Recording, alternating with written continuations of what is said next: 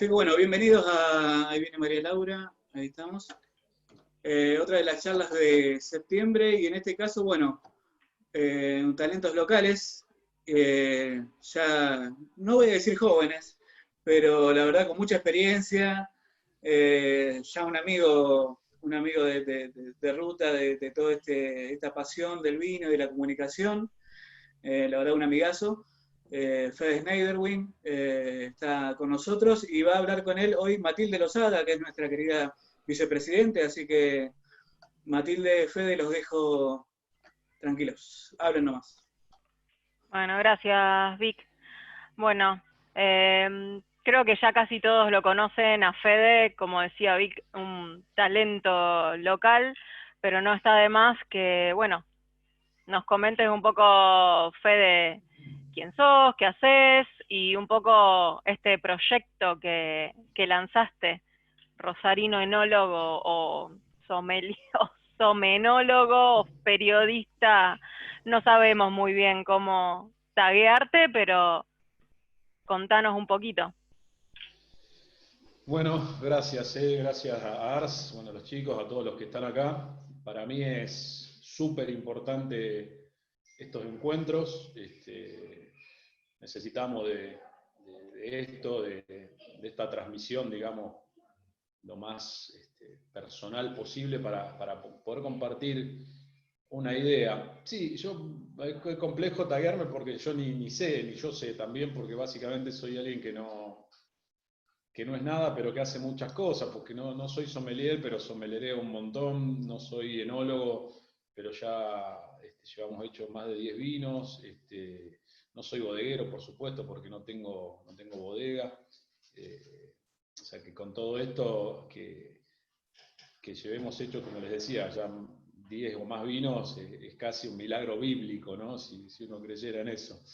Pero sí es cierto que hace más de 12 años que yo difundo el vino por todos los medios posibles, todos los que encontré a mi alcance. Siempre por cuestiones de mi edad también han sido medios masivos.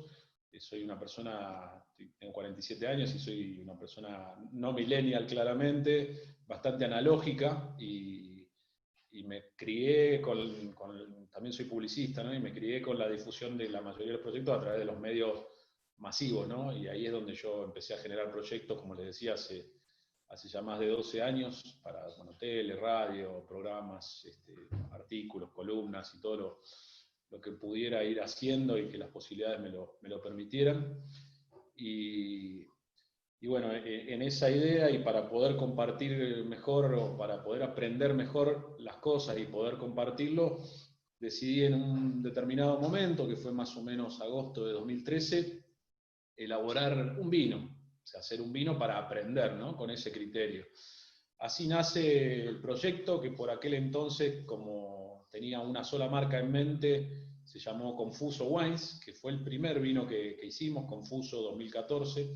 ¿Sí? Vos ahí, Grise, tenés el 2016, que es la segunda versión. Yo tengo el 2014, que si lo ven por ahí, tiene una cápsula plateada, y es realmente un vino único. O sea, puede gustarles o no, pero es interesante probarlo. Yo solo tengo las últimas 30 botellas acá en casa, y sé que algunas vinotecas pueden tener algunas ahí que hayan quedado.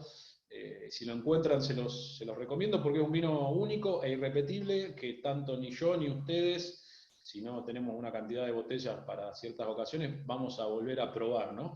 Y yo no lo voy a volver a hacer más. Entonces esa también es una de las premisas del proyecto. Pero Confuso Wines, hoy Contento Wines, nace con la idea esa, ¿no? De aprender para poder compartir la experiencia. En aquel entonces, le digo a uno de los tantos amigos que el vino me dio, sobre el final de una Premium Tasting, la del 2013, en Mendoza, en su casa en Mendoza, que me había prestado para quedarme ahí. Sí, Feli, ¿qué necesitas? Bueno, ahora te lo comparto. Ahora pedirle a mamá que te dé otros que yo te conecto y te lo comparto. Perdón la interrupción, pero bueno, esto del home office y demás, tengo 2 niños pequeños y a veces Se entiende. demandan, ¿no? Como corresponde. Entonces le decía, en agosto del 2013, en la casa de Matías Michelini, le cuento que tenía esta idea de hacer un vino para aprender. Bueno, él me dijo si quería que él me hiciera el vino. Yo le dije, por supuesto que no, sino que yo lo quería hacer. O sea, que no había una cuestión de ego metida en esta por tener una etiqueta con mi nombre y apellido, o el nombre de mis hijos, o el nombre de algún pariente, sino la idea de un recorrido de aprendizaje, ¿no?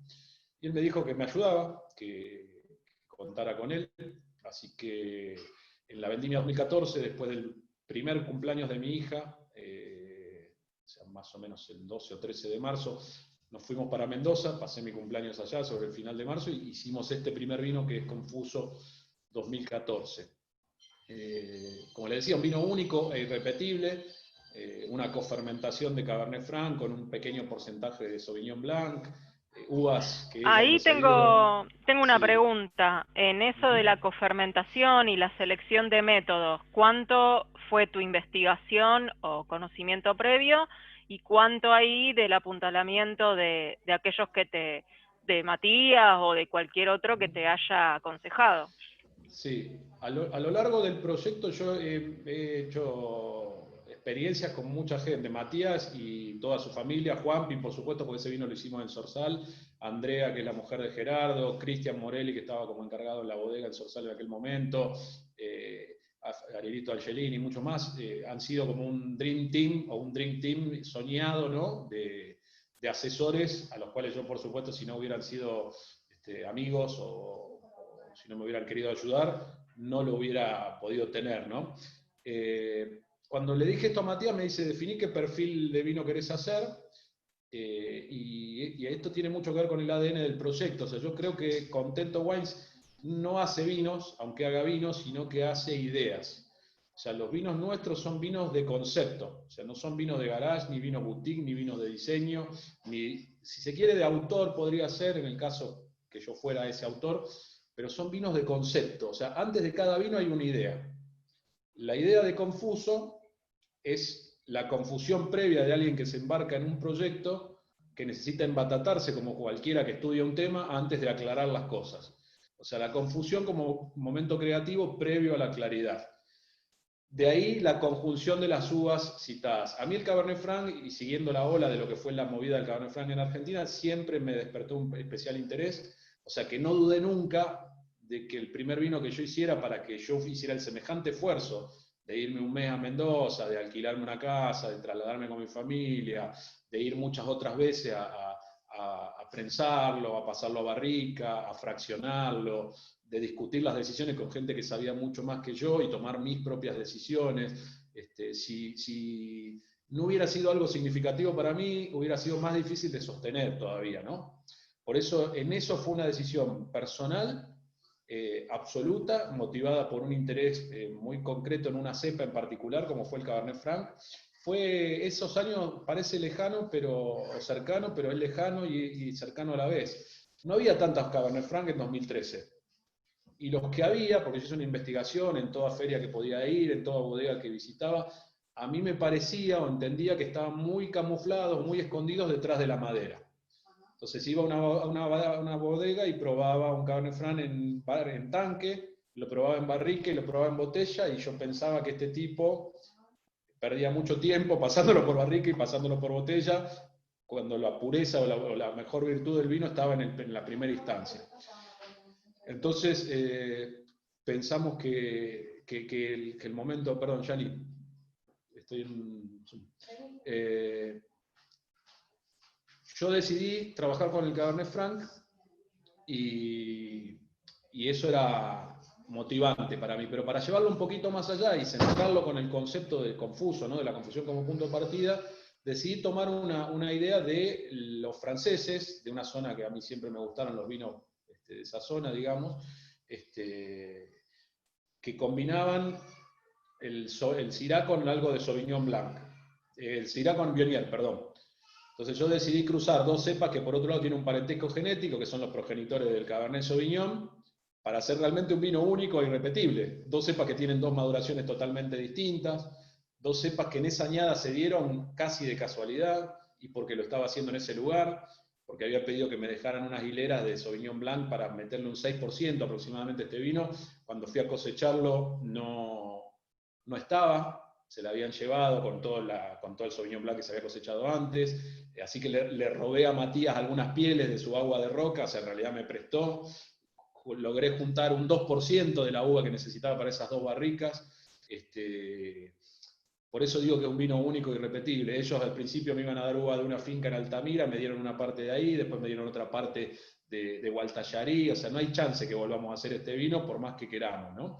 Tenemos que alinear los planetas en esa bodega porque después entra un grupo inversor, tampoco se puede hacer vino de tercera, o sea, no hay chance. Por eso cuando hablo de vinos únicos e irrepetibles, es cierto.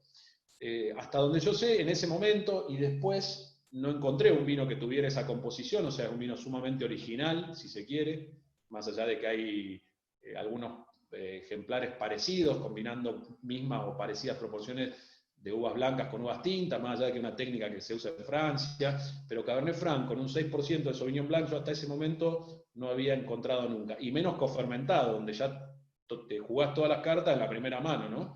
No podés hacer un corte y ver si te gusta, o sea, te la jugás entera de entrada.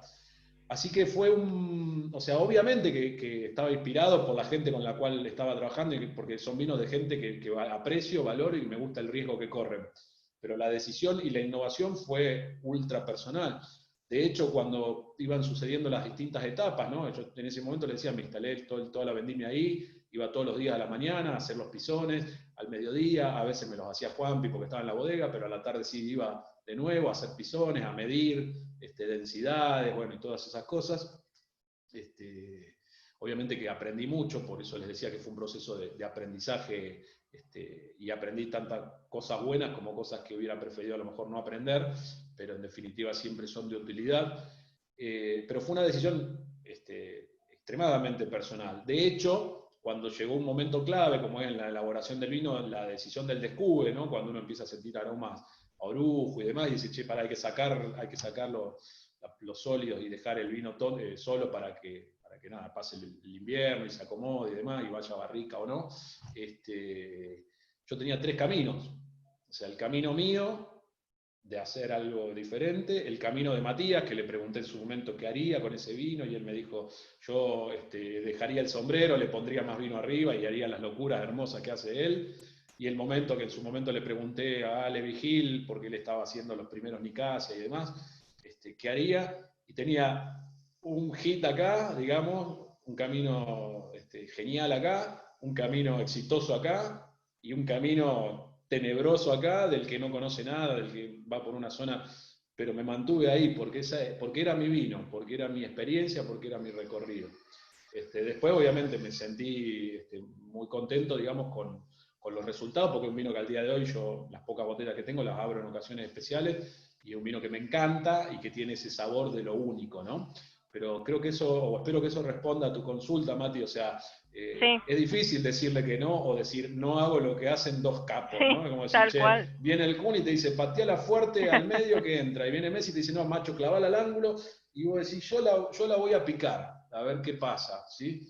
Y nunca jugaste en primera como juegan esos pibes, o sea, es tu primer partido y demás, y hay que tener agallas para eso, Pero ¿no? te miraban así como diciendo, estás loco, qué sé yo, o igualmente imagino que estabas dentro de un camino de, digamos, conocimiento, lo único era la incertidumbre de, bueno, no saber, pero en Sí. algún punto no era una confusión, pero no algo mal hecho, porque tenías No, a ver, apuntalamiento.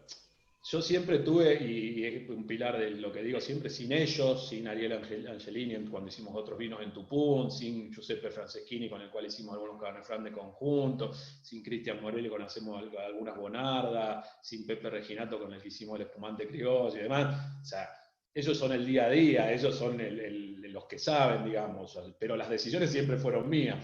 Las locuras o los riesgos y el capital siempre fue mío. Parece una pavada, ¿no? Pero hoy hacer a lo mejor 2 o 3 barricas implica a lo mejor no cambiar el auto, no irse de vacaciones, o suprimir un arreglo en tu casa o lo que sea, ¿no? Para una persona de clase media como es mi caso, digamos. Yo no hago vino como inversión o como negocio.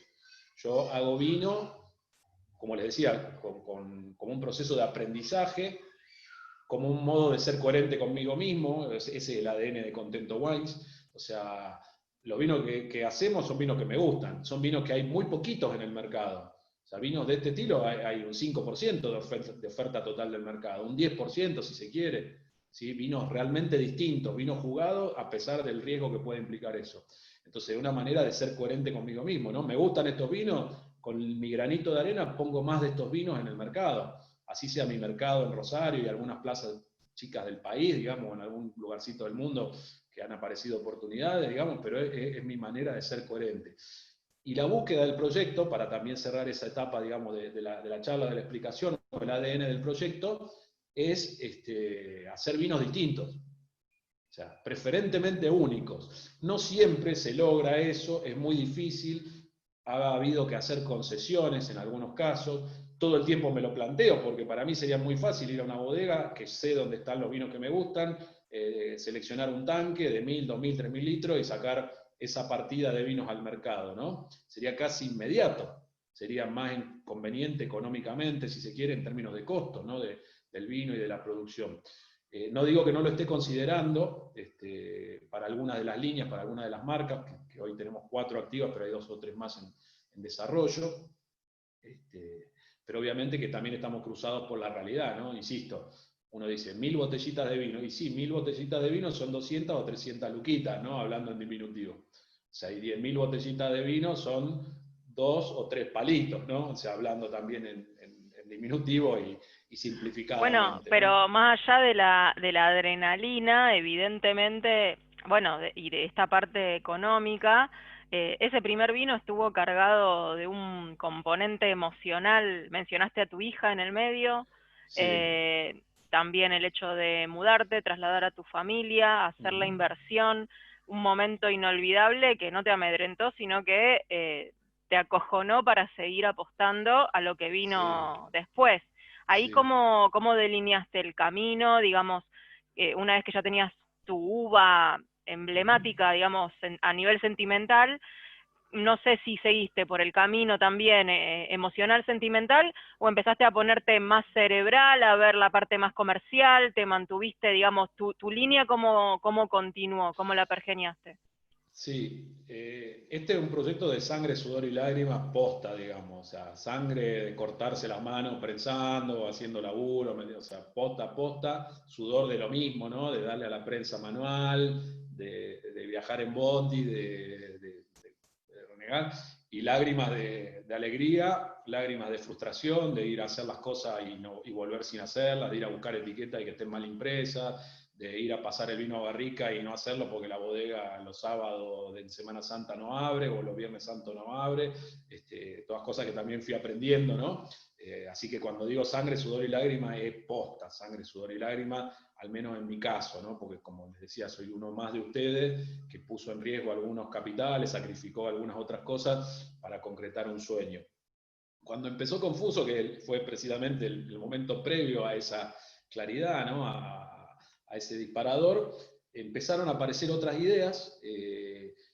Lo conocí ahí a Cristian, probé su bonarda y apareció la idea de hacer un vino con amigos, con más decisiones compartidas, o aprovechando más el saber de los amigos, los avances de esos amigos, y así nació lo que por aquel entonces yo quería que se llame Confiado.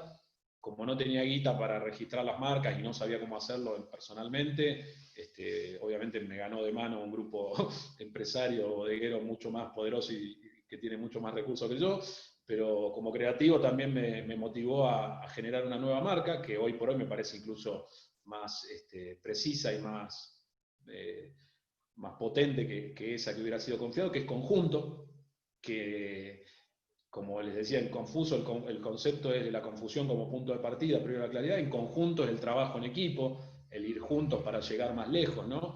Y ahí hicimos ese mismo año una bonarda con Cristian Morelli, después de Conjunto hay una bonarda 2016 también con Cristian, hubo un Cabernet Franc con un porcentaje de Sauvignon Blanc en el blend, que fue un intento de hacer Confuso, pero como que no quedó igual, lo apliqué a la línea de Conjunto con Giuseppe Franceschini.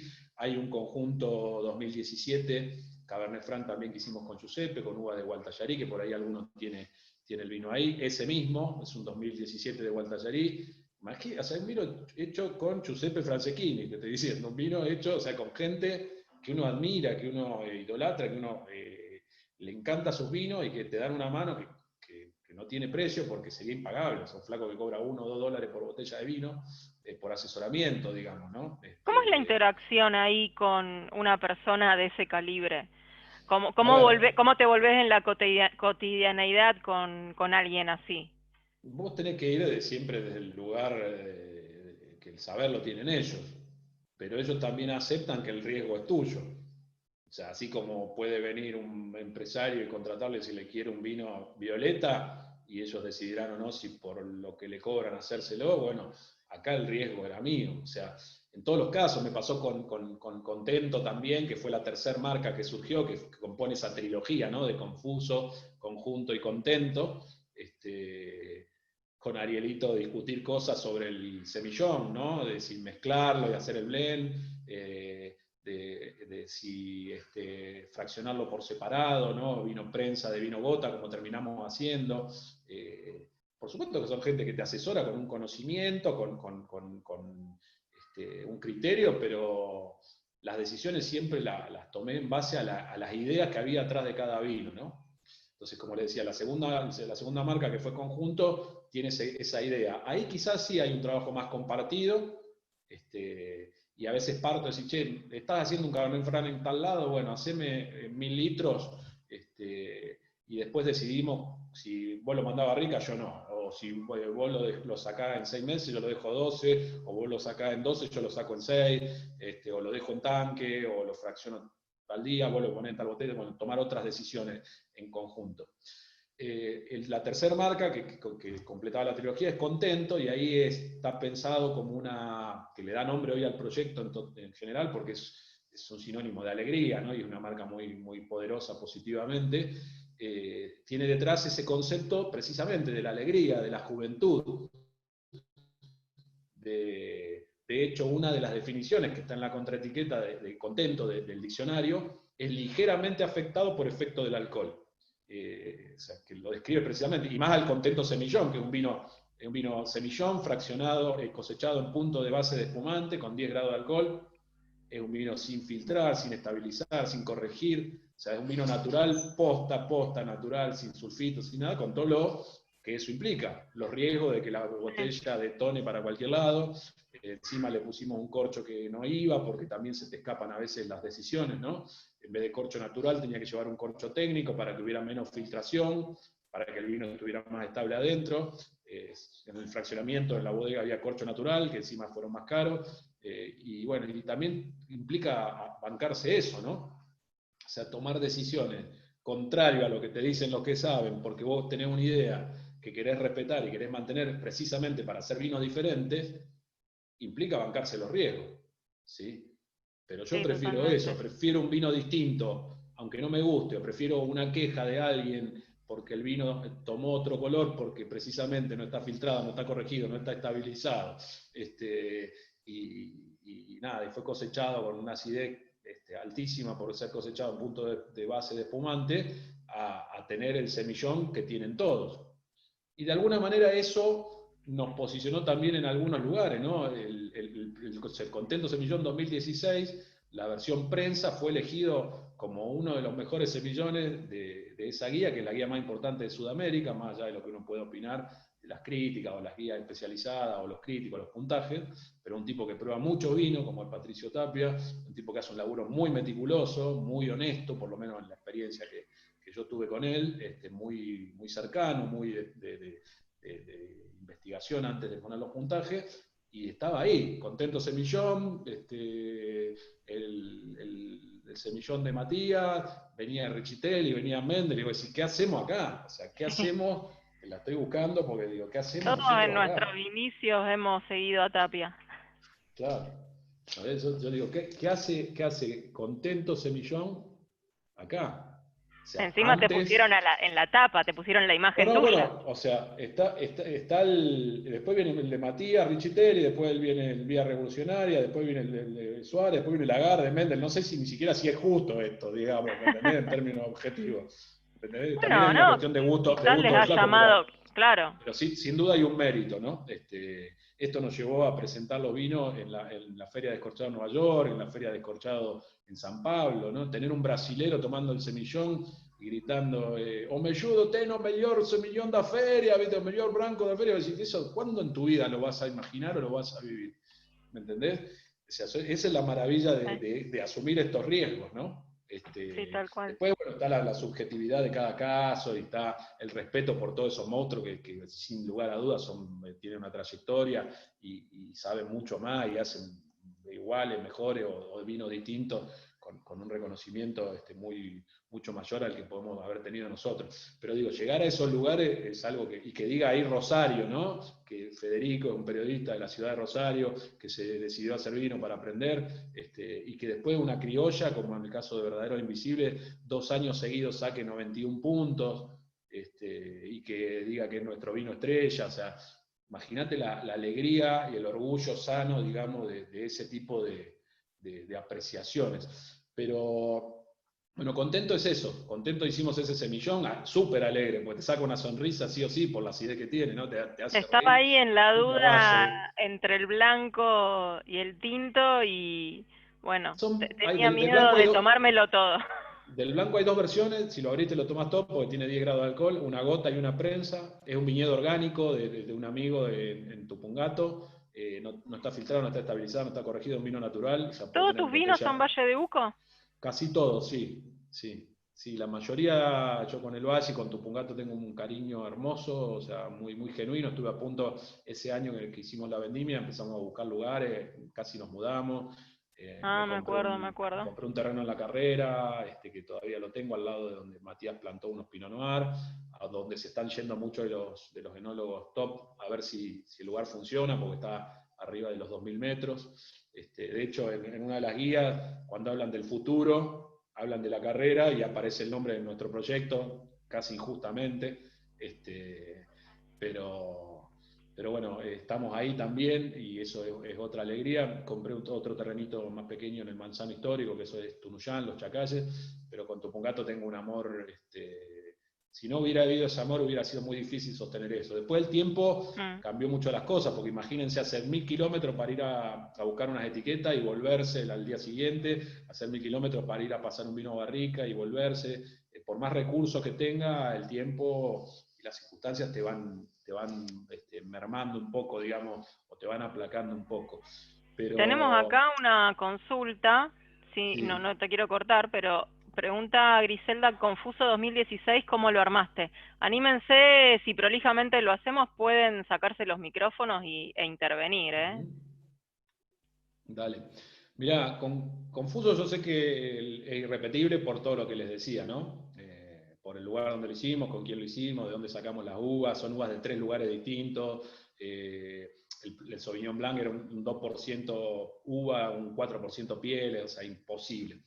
No quita que no lo intenté en 2015, en 2016, en 2017, en 2018, todos los años lo intenté. De hecho, el conjunto que les decía Cabernet Franc 2016 fue un intento de hacer Confuso, blendeando las mismas proporciones, 94 de Franc con 6 de Sauvignon Blanc, también de Gualtallarí, o sea, de cerquita de una de las zonas donde había sido el anterior, pero me pareció que no era ese vino y decidí ponerlo, como les decía, en la otra marca, apelando a la honestidad, ¿viste? Para mí ese concepto de honestidad, de autenticidad también en lo personal es algo que me regula en casi todos los sentidos, y bueno, y quiero trasladarlo, por supuesto, al proyecto, ¿no? Y después apareció una barrica que estaba hecha con un vino de la misma finca de Altamira, que fue esa finca de la cual yo me enamoré. Ahí está Vicky viendo qué pasa. Y me pareció que también en cuanto al vino, no tanto al concepto, era la versión más parecida de ese Confuso, ¿no? Como que en cuanto al vino, el eje o la estructura, la columna, similar a la anterior, no venía dada por el blendeo de la misma proporción de uvas, sino muy dada por el lugar. Fíjense que no, o sea, en las etiquetas no se habla casi de lugar, sí aparece el embotellado en Topungato, ¿sí? No se habla de varietales, sino como les decía, de ideas, ¿no? De conceptos. O sea, por eso digo que a veces no sé si hago vinos, digamos, ¿no? O si son vinos, más allá de que sí son vinos, ¿no? Pero entonces, el 2016 es eso, es un Cabernet Franc de esa finca que yo me había enamorado el primer día que me llevó Matías a ver, que después no me quisieron dar la uva porque era muy buena realmente, me dieron la mitad de la uva nomás de ese lugar, porque encima en Confuso 2014, una parte de la uva del Cabernet Franc empezó a fermentar 4 o 5 días antes que la otra parte, o sea, fue una cosa, insisto, irrepetible, absolutamente, no hay chance, por más que la busquemos, que lo logremos. Entonces, en este caso, el 2016, yo entendí que venía muy dada por la zona y que ahí sí un toquecito de ese misterio que venía por el aporte de otra variedad podía potenciar un poco esa confusión. Pero son dos vinos que no son directamente iguales, pero que sí que estaban en línea, sobre todo el líquido, con la versión anterior. Pero nuevamente, por eso sugiero si encuentran alguna botella del 2014 o si en algún momento volvemos a hacer un encuentro. De hecho, creo que cuando nos encontramos presencialmente la vez pasada, abrimos. Yo cuando nos encontramos presencialmente llevo todo. O sea, lo ¿Pero que está vamos a disponible. encontrar o es como una Sí, aguja en un pajar? no, no, cuando podamos sí, por supuesto, no depende de nosotros, lamentablemente eso hoy, digamos, No, pero pero sí. me refiero si vamos a un comercio, Yo creo que hay en algunos ¿hay lugares todavía? porque no saben lo que tienen. O sea, es un vino de 586 botellas, único e irrepetible, que está creo que a 600 mangos en el mercado, o sea, debería valer mucho más sin lugar a dudas por lo que costó, por lo que cuesta. Lo que puede pasar en esos casos es que haya estado parado el vino y que bueno, ellos hayan modificado algo, Sí, sí. pero ya no depende de mí eso, No, ¿no? obvio, ya escapa de tus manos. Y después, bueno, para cerrar un poco el tema de las marcas, la otra marca que surgió, la última que vino después, o sea, Contento y Conjunto nacieron casi juntas en esa primera vendimia presencial absoluta cuando fuimos a Mendoza. Contento vino ahí cerca en la trilogía, con esa idea de la alegría, ¿no? Donde hicimos ese semillón, y después apareció un espumoso de Pinot Noir, que bueno, ese es el vino que quizás menos nos represente, porque fue una selección de un lote, digamos, pero sí que tenía el ADN de esa alegría, ¿no? Contento nos habilita un poco a eso, a decir, che, queremos un Malbec joven, ¿y para qué lo vamos a hacer si hay 20 Malbec joven que están buenísimos? Metámosle un toque de algo nuestro, como puede ser un Claro. chorro de semillón, como se hacía antes, y ya lo bifurcamos y lo traemos a nuestro lado. Pero hay cosas que no tiene sentido hoy en términos de costo ponerse a hacer, ¿no? O sea, producir en Argentina es casi una locura. Antes que te salgas de semillón, que lo acabas de Sí, mencionar, ahí la selección, ¿a qué se debió? Porque en la otra fue una sí, selección emocional y de gusto también. personal. Acá Ujú. el semillón, ¿qué papel jugó? Y el semillón fue el vino blanco nuestro, digamos. El semillón estaba perdido y empezaron varios a recuperarlo, ¿no? De hecho, ese semillón tampoco tengo chance de volver a hacerlo, porque el viñedo de donde lo saqué, que insisto, es un viñedo orgánico de Tupungato, de un amigo, de donde saco también la criolla, que la criolla es un parral de los años 60, lo levantaron para plantar Cabernet Franc, porque el semillón vale 15 mango el kilo y el Cabernet Franc vale 30 mango el kilo. Y las 5 o 10 hileras que quedaron, se las queda Vito para él. Entonces no tengo chance tampoco de volver a hacer ese semillón. De hecho, yo coseché ese semillón con una máquina cosechadora atrás que se le llevaba para hacer espumante. Estaba el flaco así en la máquina mirándome con cara de malo. Si flaco, sacate tu cajita o sacate tu camioncito y tomátela de acá porque yo tengo que laburar. ¿Sí? Por eso también tiene 10 grados de alcohol. Lo que no quita que podamos hacer de otro semillón y de otro lugar o de por ahí por la zona un vino parecido, ¿no? Que tenga más vino. Pero incluso hay decisiones que yo no sé si volvería a tomar. ¿Sí? O Ahí sea, también quería ir. Quiero después retomar el tema de verdaderos invisibles, porque no quiero que nos dejes de contar eso, pero ¿qué decisiones, o sea, qué caminos evitarías? ¿Qué cosas hiciste que no volverías a hacer? Algunas por inexperiencia, otras porque tomaste justamente la decisión y no fue. Eh, no sé, contanos por ahí un poco eso y después retomámonos sí, a verdaderos invisibles. yo creo que haría casi todo igual como lo hicimos. o sea, como lo hice. No cambiaría nada del pasado. Probablemente, si tuviera de ahora en más, que es algo que me lo debato permanentemente, ¿no? Una intención comercial más marcada, o si le diera ese origen a alguna parte del proyecto, porque otra la dejaría como está, pero pongámosle que decido de hacer de Contento una marca más comercial, haría vinos un poco menos radicales, ¿sí? O sea, seguiría manteniendo ese criterio en algunas líneas y en algunos vinos, pero no sé si volvería a hacer eso, fraccionar por separado, gota y prensa, no filtrar, no estabilizar, no corregir, no estar 100% seguro del corcho que se va a poner. O sea, ese tipo de cosas son parte de un aprendizaje que si uno tuviera una visión más comercial de esto, yo modificaría. Pero si desde lo emocional creo que no tocaría nada, digamos, no cambiaría nada del recorrido. Hacer vino para mí también fue algo que me reposicionó, ¿no? O sea, había mucha gente con la cual yo compartía muchas cosas y dejamos de compartir esas cosas, porque yo ya dejé de ser de alguna manera alguien que los ayudaba a Un comunicar sus simple vinos, comunicador. e incluso a verme algunos, casi irónicamente, como competidor, ¿no? O sea, yo dejé de comer con gente que hace millones de litros de vino y que éramos, a los cuales sigo adorando y admiro y respeto y demás, y creo Wow, que eso es fuerte, ¿eh? sí, es terrible, es doloroso. Por eso les digo que Sí. sangre, sudor y lágrimas. O sea, yo me fui de lugares que eran hermosos por hacer vino. También hay otra faceta mía que es otra más, que yo ayudo a algunos amigos a comercializar y a distribuir su vino en la zona, que puede tener un componente adicional en esto. Pero originalmente yo sé que me fui de mesas por hacer 600 o 1200 o 5000 botellas de vino. No comparto en absoluto porque no me considero un competidor de nadie, pero hay gente que tiene otras visiones y uno tiene que respetarlo. Y hay veces que en algunos proyectos no son solo las personas que hacen los vinos las que toman las decisiones o las que manejan todo.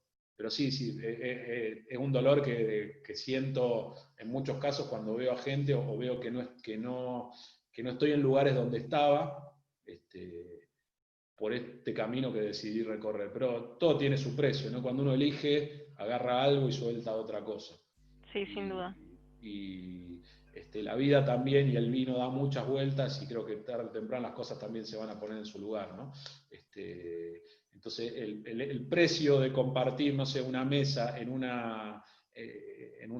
almuerzo familiar versus el valor de estar en una charla sobre uvas criollas en una feria en Nueva York, donde hay un vino de Matías Michelini, donde hay un vino de Matías Zucardi y hay un vino de Contento Wine, o sea, como que de alguna manera uno asume que son los precios que uno tiene que pagar, ¿no? En algunos casos. Sí. Sí, No, sin hablo duda. no he tenido problemas directos con personas ni nada por el estilo, pero sí yo he notado que ha habido vínculos que han cambiado y eso fue parte del costo de hacer vino, ¿sí? Entre otras cosas, sumado a esto también de esta decisión de ayudar a otros amigos a que sus vinos se comunicaran y se comercializaran en nuestra zona.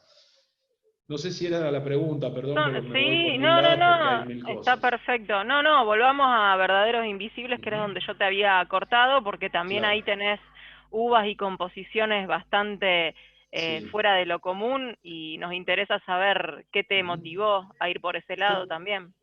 yo creo que así como confuso es el punto de partida y conjunto es algo que siempre va a estar. Hicimos otras cosas que no salieron. Hicimos un blend con Ale Vigil, que después en su momento esto de las distancias y no estar permanentemente ahí hizo que ese vino fuera a parar no sé, a otro vino o a otro lado, porque bueno, a veces los tiempos que El uno maneja. 2015 veo que es tu año como que ahí pasó algo, porque tenés 2014, 2015 ahí no encontré nada y 2016 retornaste.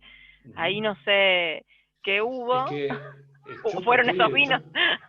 yo estoy sí, no me acuerdo qué año fue, puede ser, tendría que rastrearlo un poco. aparte vale 100% predispuesto, o sea, el absoluto, puso sus vinos a disposición mía, fue un juego hermoso, y yo lo adoro porque también vi lo que hizo en los últimos años, o sea, fue antes de que existiera su proyecto que es top hoy por hoy, y cuando hacía eventos y cocinaba en el quincho de él, digamos. Sé de su humildad, de su amor, es un genio, un grosso total, más allá de lo que cualquiera pueda opinar de los vinos, que también son geniales, y me brindó todo, o sea, me dijo, estos son tus vinos, acá no hay nada, o sea, la plata no es un tema, lo hicimos y fue hermoso. Después yo también, insisto, yo vivo en Rioja y Buenos Aires, ¿no? Estoy a 1000 y pico de kilómetros de donde están los vinos, ¿no? Entonces entiendo que a veces esa no presencia hace que las cosas pasen o no de determinada manera, y que haya tenido, no en ese caso, pero sí en muchas otras complicaciones mucho más profundas, ¿no? Mucho más traumáticas, quizás, si se quiere. Pero sí, o sea, lo que pasa es que uno hace lo que puede también, y como puede, ¿no? Y le da la continuidad a lo que puede. Entonces te decía, Confuso fue el punto de partida, Conjunto son esos amigos que siempre van a estar y que van a venir. Capaz que puede haber un amigo que hoy tiene un vino, a pesar de que no sea parte del ADN del proyecto los vinos de añada o los vinos añejos, pero a lo mejor mañana voy a lo de un amigo y encuentro que hay un 2010 que está bueno, y me dice, ¿querés una barrica? Y hacemos un corte y sale un conjunto con quien sea, ¿no? Entonces algo como que siempre va a estar. Contento puede llegar a ser el futuro o el sostén de todo esto, si decido en algún momento darle una impronta más comercial, que es algo que me debato permanentemente, porque insisto, también los números son otros, ¿no? Cuando uno decide hacer 10.000 o 50.000 o 80.000 botellas. O sea, los pagos son otros, las deudas son otras, las cobranzas son otras, ¿no? Entonces hay que tener también en cuenta eso, ¿no? Es decir, che, quiero crecer, y termino debiendo 15, 20 palos, ¿viste? Para hacer un vino, y tenés que salir a venderlo, y tenés que salir a cobrarlo. Y bueno, Sí, tenés que agrandar la estructura, obviamente. Sin lugar a dudas. Entonces, contento puede llegar a ser el futuro o el sostén de todo esto, y lo que casi seguro estoy que va a ser, más que, aunque contento, el futuro, es Verdaderos Invisibles. Verdaderos Invisibles surge en uno de los viajes más largos a Mendoza, en un bondi de día, lechero, porque había hecho un canje con la radio, con Cata, por unos pasajes, y me dieron obviamente los más baratos. Oh, Creo que tardé unas 15 horas de día pasando por todos los pueblos. Dios mío. Y ahí me leí completo el libro de Felipe Piña, de la historia del vino argentino, que es un vino que cuesta leerlo porque tiene muchas citas, mucha historia, no es una novela que vaya o fluya rápido. Y en una parte de ese libro, en ese viaje tan largo, veo el título de Verdaderos Invisibles, y habla de las mujeres y los niños que trabajaban la viña pero que no figuraban en ningún censo, ¿sí? Entonces digo, acá hay un conceptazo, acá hay un homenaje. Digo, ¿quiénes son, aparte de esos, los verdaderos invisibles del vino argentino? Y las criollas, sin lugar a dudas. Fueron los vinos que engrosaron vinos, que completaron vinos, que se tomó en la mesa durante muchos años, y que hasta hace muy poco, incluso hoy, fueron considerados de baja calidad enológica. Los ninguneados, los patitos feos, las cenicientas, ¿no? Las criollas, porque hay más de 40 variedades de criollas, hay muchas, entre las cuales están las criollas chicas, la grande, algunos moscateles, bueno, la cereza, bueno, tantas. Tengo por ahí después, si alguien quiere, un árbol genealógico. El INTA está haciendo todo unos seminarios, eso está muy bueno. Interesante, sí. Y creo que eso tiene mucho más que ver con nosotros que las francesas, ¿no? O sea, incluso me hace ruido que el Malbec sea nuestra cepa insignia. O sea, ¿cómo puede ser que... Sí, ahí Griselda dice que hay muchos estudios del INTA. Todos los martes están haciendo seminarios, ya van 3, el próximo hay el 4. Yo los vengo siguiendo desde el principio, he ido a seminarios allá en Mendoza. Ellos tenían una colección muy grande de variedades criollas, están recuperando eso y están tratando de revivir el valor que tiene esa familia de variedades. O sea, lo criollo es el cruce del europeo con lo indígena, con lo nativo, que en nuestro continente se fue dando durante 500 años. O sea, ¿querés algo más nuestro que eso? Eso no es más nuestro eso, no, más terroir que una variedad que viene en 1850, o un conjunto de variedades que viene. Está bien, son únicas, se dan distinto en cada lugar. De hecho, el Malbec es progenitor de muchas variedades. de criolla. Sigue o sea, el cruzamiento sigue, o sea, empezó allá, pero sigue todavía hoy y va a seguir. Entonces, eso somos nosotros. Entonces, para mí es raro que tengamos, no es raro, es culturalmente algo arraigado, que somos europeizados, ¿no? Que hayamos tenido Borgoñas, que hayamos tenido Chablis, que hayamos tenido Champagnes, que hayamos tenido Roquefort, ¿no? Entre otras cosas. Pero, Sí, sí. perdón que me meta. Sí. Dale. Viste que en el... No, para traerlo al grupo porque me parece interesante. Yo también las estoy viendo, las charlas de criolla Latinoamérica del ITA me parecen increíbles.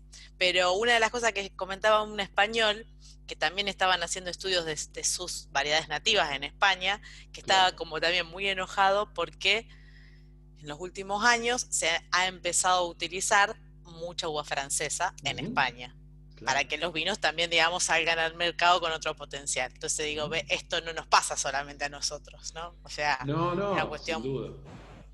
En todo caso, Sin el duda. genial marketing que hicieron los franceses, que bueno, igualmente ellos tienen un estudio y una identificación también de muchísimos años que vale la pena, obviamente, pero Sí. bueno, hay que salir a defender lo nuestro y toda Latinoamérica creo que está con ese camino, y no solo Latinoamérica, porque esto es un ejemplo también de España, mirá, o sea que sí, coincido plenamente, me encanta el concepto de renovar y hacernos cargo de lo que tenemos culturalmente.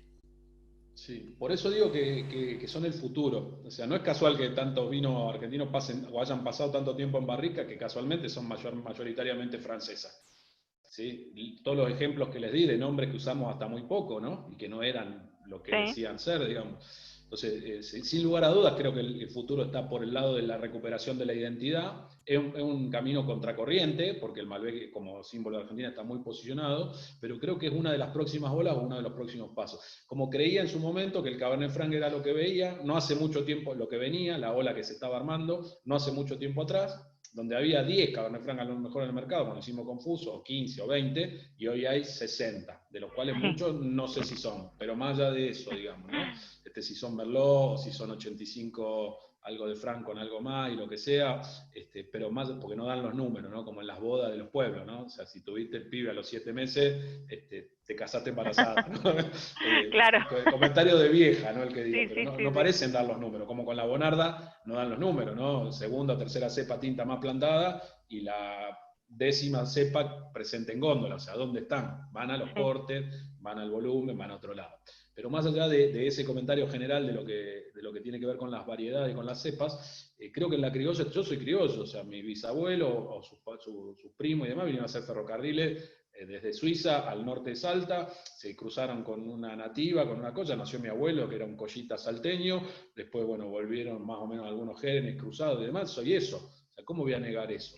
Nunca hubiese adivinado que venían por Salta los Schneidewin. Hay un paraje que dice Schneidewin con cartel verde de ruta que es maravilloso, porque obviamente no es González, ni Pérez, ni López el apellido. No, la verdad que... Y era una antigua estación de trenes, digamos, de hecho hay un aula también en una universidad de Buenos Aires, ese tipo que no termino de descubrir todavía si es mi bisabuelo o el hermano de mi bisabuelo, era muy compañero de un tal Rauch, que también fueron los que armaron todas las redes ferroviarias del norte del país. Pero más allá de esa cuestión genealógica mía, digamos, creo que en lo criollo, en la identidad local está el futuro. Anda a Italia a decirle que las aceitunas de este pueblo son mejores, del pueblo de allá son mejores que las de este, o que el vino es mejor que el Nebbiolo, o el Barolo. Anda a decirle algo, te sacan a patar, te sacan un cuchillo, te lo ponen sobre la mesa y te echan del lugar, pero posta, ¿eh? Tengo amigos que acá se come lo que se come y lo que yo sirvo, o te vas a comer al pueblo de enfrente o al restaurante. El argentino es muy reacio a entrar en lo que vos decís, ¿no? En lo criollo. Nos gusta europeizarnos. Quizás eso es muy nuestro de ciudades grandes, en el interior no es tan así, pero está bueno y es interesante como yo creo mucho que ya estamos en el paradigma de el hombre racional ya fue, somos el hombre emocional, racional. Y bueno, es interesante cómo todo es movido, todo se mueve por lo emocional, y en algún punto esa búsqueda tuya de aquel antepasado en Salta y de aquel criollo se vuelca a la uva, sin duda. Todo el producto habla de vos en alguna búsqueda. Sí, esto es un camino de búsqueda, es un camino de aprendizaje, como les decía al principio, es un camino de coherencia conmigo mismo sobre todas las cosas, es un camino de ejemplo para mis hijos, cuando a lo mejor encuentran una botella, o sea, che, el viejo vivía acá en un 7º piso en calle Rioja y hacía vino, o sea, Vicky ya lo sabe porque me acompaña, Felipe está empezando a tener conciencia de eso, pero es un mensaje para ellos también de que las cosas se pueden hacer, aunque uno no tenga los recursos. Es un mensaje para todos, que sí se puede, esta vez en serio y sin ninguna mentira, ningún amarillismo atrás. Igual Y Verdaderos permitime Invisibles, sí. interrumpirte ahí, porque hay un tema interesante, ¿no? Todos los que estamos acá escuchándote, de alguna manera u otra nos acercamos al vino desde el lado de la sommeliería. Y es justamente lo que mucha gente se confunde, ¿no? Mucha gente piensa que nosotros queremos ir a hacer el vino. Quizás de los que te estamos escuchando, alguno sí quiera, y está buenísimo, y es recontra admirable lo que vos has hecho, pero a nosotros nos interesa conocer la historia, o por lo menos voy a hablar por mí. A mí me interesa conocer la historia porque me parece fascinante todo lo que hiciste. No sé si estaría capacitada por hacer un vino, no sé si me hierve en la sangre eso, pero es interesante el hecho de poder escucharte y que alguien, digamos, un humano común y corriente, porque nosotros solemos ver a los enólogos como Sí, sí, como gente que divos. trasciende, pero bueno, Sí. ellos viven en otro contexto, ellos Ellos están respiran la ahí, ellos tierra. tienen A recursos, vos te ellos nació sin asesoran respirarlo, bodegas, claro. claro. A vos Sí, te yo tengo nació ese algún ímpetu por gen. otra cosa, y está buenísimo poder, Sí. digamos, el sacrificio que eso implica, pero poder que cualquiera de nosotros te escuche y saber qué se puede hacer, ¿no? Sí, sin amor no hay nada en general, ¿no? Y sin pasión no hay mucho. Para la gente, un enólogo, el otro día que José me saludó, le digo, yo no soy nada, o sea, uno es lo que hace también, ¿no? Y eso es mucho más que lo que uno... y también creo que los rótulos alejan, ¿no? Si vos tenés que decir que sos sommelier para demostrar que sabés de vino, o que sos enólogo para... O sea, tenés que chapear con algo, ¿no? Que sos contador, que sos doctor, o sea, ya estás marcando una distancia con alguien que te va a complicar acercarte y que el otro se acerque también a vos. Es una opinión personal, pueden compartirla o no. Creo fehacientemente que uno es lo que hace y que uno, si no tiene pasión, hay muchas cosas que no haría, y que cada uno se relaciona con las cosas como quiere, como puede y con lo que debe. Sin duda, en mi caso, hay mucho de eso. Y hay una búsqueda, digamos, por expresar unas ideas, como les decía, cada una con su concepto. Hay una fe muy grande, digamos, sin ella no hubiera podido bancarme las que me banqué. Como decía, había días que yo llegaba en el cata, salía a las 8 de la noche en el cata de acá, llegaba a las 8 allá, y a las 8 de la noche de ese mismo día me metía en el cata, o sea, hacía 24 horas de viaje para 12 horas de ahí. Había días que me alquilaba una camioneta, me iba a buscar 2 barricas a lo del Ale, las llevaba a Tupum, me sacaba la criolla, me iba a la champañera del Pepe, porque decía, con estas 2 barricas quiero hacer el único espumante o uno de los pocos espumantes de criolla grande que puede haber en el país. También, eso si encuentran algo, agárrenlo, porque tengo 6 cajas. O sea, no sé si les gusta, no importa si les gusta, ¿me entienden la idea? O sea, me banco que no les guste, o sea, acepto que no les guste, pero no lo van a probar en otro lado, o sea, no lo van a encontrar en otro proyecto. Y para mí, cuando vos te movés hacia un lugar donde nunca fuiste, es donde vos crecés, donde vos te enriquecés. Después podés volver Totalmente. a tu comodidad, a tu gusto, a tu tranquilidad, a tu seguridad. Y podés sentirte más cómodo ahí y valorar más eso que lo otro. Yo no me meto con eso. Pero la experiencia diferente es la que te abre el campo de acción. Y volviendo a lo de las criollas, o sea, mirá hasta qué punto creo que las criollas en el futuro, que registré 2 marcas más para hacer criollas. O Ah, sea, que bien, ahí. podría salir a ser mi propio competidor con eso, ¿no? Te voy a ahí preguntar sobre, o sea, si querés redondear el tema de verdaderos invisibles, preguntarte qué viene a futuro y habilitar a los chicos a que te hagan las preguntas. Sí, Verdadero Invisible es un homenaje a esos que trabajan en la vida y que no son reconocidos, los cosechadores, las mujeres, los chicos, los empleados rasos de la bodega, hecho con una uva que entra a las bodegas como por la puerta trasera, declarada con otra variedad para no tener que pagar más litros de mosto y demás, pero que hizo mucho por la historia de nuestro país, que por suerte la gente del INTA está reflotando y me parece una movida súper interesante. O sea, que es un homenaje a esos que hacen que las cosas pasen, pero que no son reconocidos. Hice 2 versiones, una 2016 que tenía algo de Moscatel Rosado y Pedro Jiménez, porque en el Parral estaba así, o sea, fue una especie de field blend. siempre la idea en todos los vinos es intervenir lo menos posible, ¿no? La mayor expresividad de cada una de las variedades de la zona, sin mandar al frente la zona ni la variedad, sino el concepto que le da origen, pero que sean vinos lo más auténticos, espontáneos y puros posible, ¿no? Dentro de las posibilidades. La segunda versión, que es un 100% criolla grande, 2017, que ahí sí usamos un corcho Diam 5, o sea, más corcho del que hubiéramos necesitado para el vino, pero que la mantuvo impecable hasta el día de hoy, y con la cual hicimos 2 barricas, o sea, unas 450 botellas quedaron de un espumante Brut-Nature Champenois, que insisto, no queda nada, me quedan 5 cajas a mí, que ya no las voy a vender más, por supuesto, y algunas botellas que pueda haber por ahí. Y que cuando le digo a Pepe que lo quiero hacer de nuevo, me dice, tenemos que hacer 3.000 botellas, y 3.000 botellas vuelvo a la cuenta, son 3 palitos, ¿no? Entonces, necesitas inversores. un palo y pico, claro. No, porque el inversor no entiende esto. ¿Cómo le digo al inversor que va a ganar menos que con un plazo fijo? ¿Cómo le digo al inversor que si le digo a decir un inversor, viene un inversor, o yo mismo como inversor, compro dólares, compro acciones de Apple, compro whisky, no sé. Claro. O sea, yo mismo como inversor tengo que hacer otra cosa. Entonces, ¿cómo le digo al flaco, vení conmigo que te voy a devolver? No, vení conmigo si te querés divertir o si querés transpirar. O sea, vení conmigo si querés hacer locuras, si querés...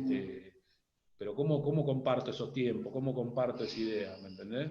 ¿Cómo lo compartí? Entonces, ese homenaje que es verdadero e invisible a los héroes anónimos, escucha, otra de las marcas que tengo registradas, porque digo, alguno va a tomar ese concepto, porque hay muchos que hacen, de hecho cuando hicimos criolla había 2 o 3, estaba el Mati, estaba Paul haciendo la suya, pocas botellas, estaba Seba con la criolla chica de Cara Sur, que la criolla chica no es criolla, o sea, es criolla porque estuvo 400 años o 500 años en nuestro país o en nuestro continente, pero la criolla chica es Listán Prieto, es uva española. O sea, es una uva española con mucho tiempo en nuestro país, pero no es criolla la criolla chica, ¿sí? ¿Se entiende? Es padre de muchas criollas. O sea, a esta altura son todas criollas, porque hace 50 años o 150 años que viven acá, el Malbec mismo ya es criollo, pero sus genes son europeos, digamos. Sí. Pero había 4 o 5 criollas. Hoy hay muchas más criollas. ¿Por qué? Porque los proyectos más grandes tienen la capacidad de producir cosas en tiempo mucho más corto de los que tiene un proyecto chico, Ahí ¿no? seguiría Claro, la uva país. la uva país en Chile, que conocen los vinos pipeños, que están haciendo furor, la uva Misión en México, la Mission Grape en California, es todo Listán Prieto. Esa uva que traían los curas para hacer el vino que necesitaban para la misa. Pero bueno, lo de las criollas es algo que me cruza y que seguramente cuando pueda lo voy a concretar. Partir de una uva que es considerada de baja calidad enológica, aunque yo no creo que sea así, y los invito a tomar verdaderos invisibles y probarlos si quieren a ciegas, compararlos con algunos Pinot Noir jóvenes o cosas por el estilo, y que me digan si encuentran las diferencias. De hecho, creo que por ahí alguien se confundió, un verdadero invisible con un Pinot Noir. No viene al caso, por supuesto, ni quién, ni cómo, ni dónde, pero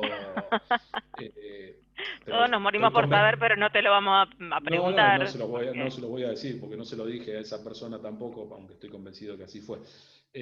Pero estoy convencido que hay un potencial enológico enorme en las variedades criollas, con su singularidad, quizás obviamente no con la potencia de un Cabernet Franc, no con la estructura de un Cabernet Sauvignon o de un Merlot o la versatilidad de un Malbec. Bueno, la versatilidad sí, porque son vinos versátiles, pero sí con sus características propias.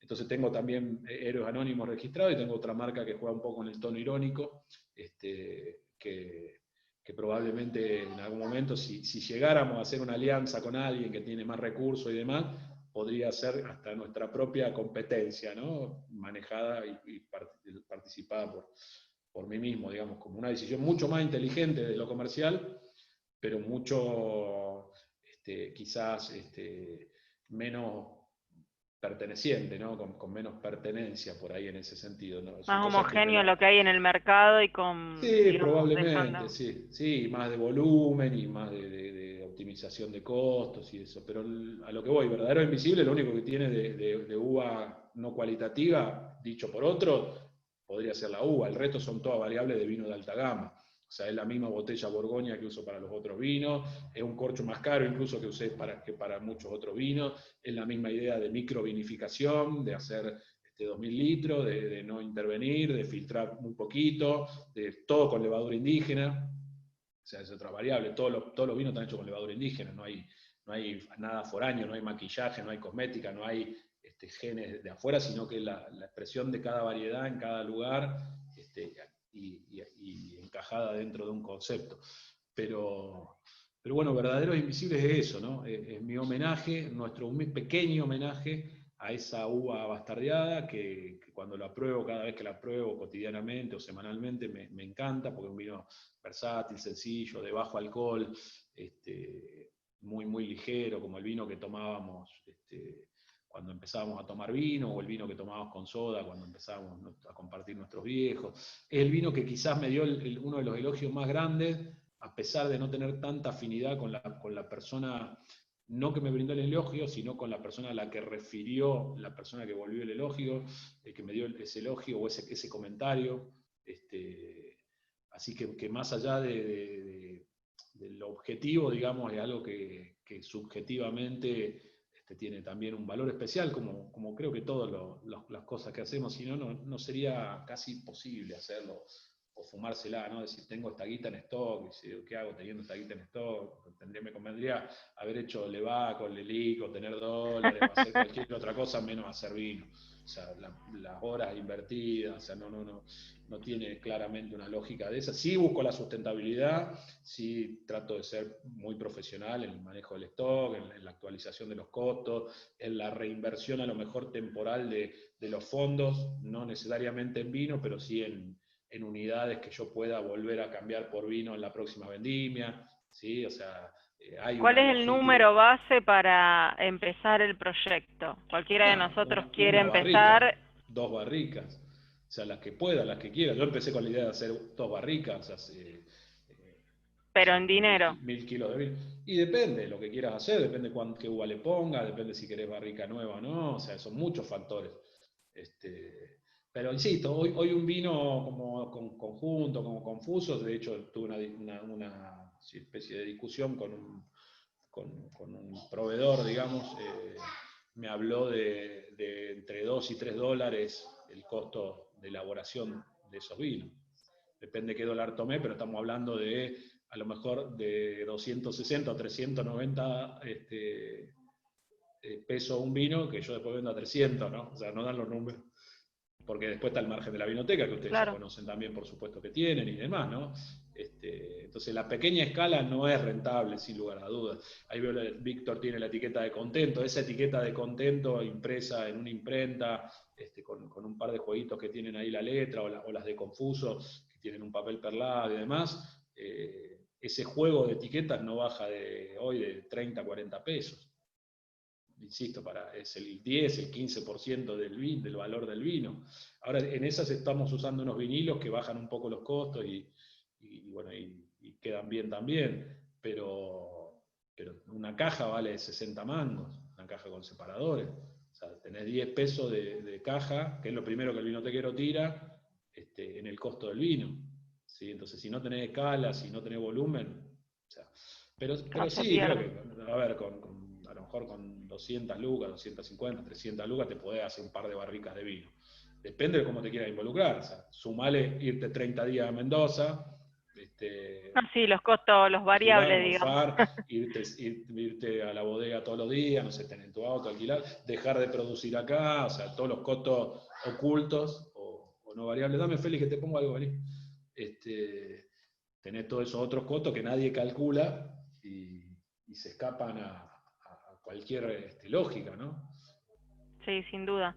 Yo no sé si ahí, Gri, vos querías eso, sí, mencionar algo. Adelante. Agregar solamente que en esta idea que tenés de los criollos, que como te decía comparto, me parece muy piola, lo que acompaña un poquito a nivel mundial, que yo el otro día, bueno, lo hablaba con otro enólogo que estuvo, pero que en el caso de los vinos de ellos por ahí no era tan igual.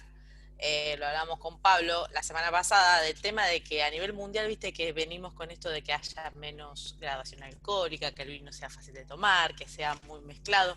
Y yo recuerdo que hace 2 años hubo un tour de los mejores sommeliers del mundo que habían venido de Argentina y estuvieron en Mendoza, y ellos se iban, muchos de los comentarios me llamó la atención, que se iban con esta sensación de la criolla, como una especie de rosadito, digamos, entre comillas, porque ellos no conocían estas uvas, muy fácil de combinar y sin tanta graduación alcohólica, que lo veían como algo genial para agregar a la gastronomía.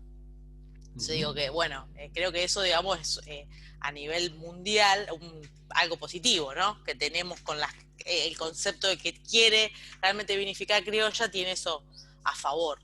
Que a lo mejor si vos vinificás, Sí. sobre todo porque vos fíjate que estás vinificando en Uco, que estás vinificando en uno de los lugares que a nivel mundial Argentina sobresale, y sin embargo no estás haciendo vino de 14 grados, estás haciendo vino de... No, bueno, hay mucho de lo que decís que es cierto, que adhiero. Hay algunas decisiones de carácter enológico en esto de los puntos de cosecha, conjunto, o sea, para mí el equilibrio incluso de los tintos está por debajo de los 14 grados, o sea, porque para mí el vino es un alimento, o sea, es una bebida, pero va a la mesa. O sea, toda esta intelectualización que nosotros hacemos del vino es hermosa, me divierte y me encanta compartirla.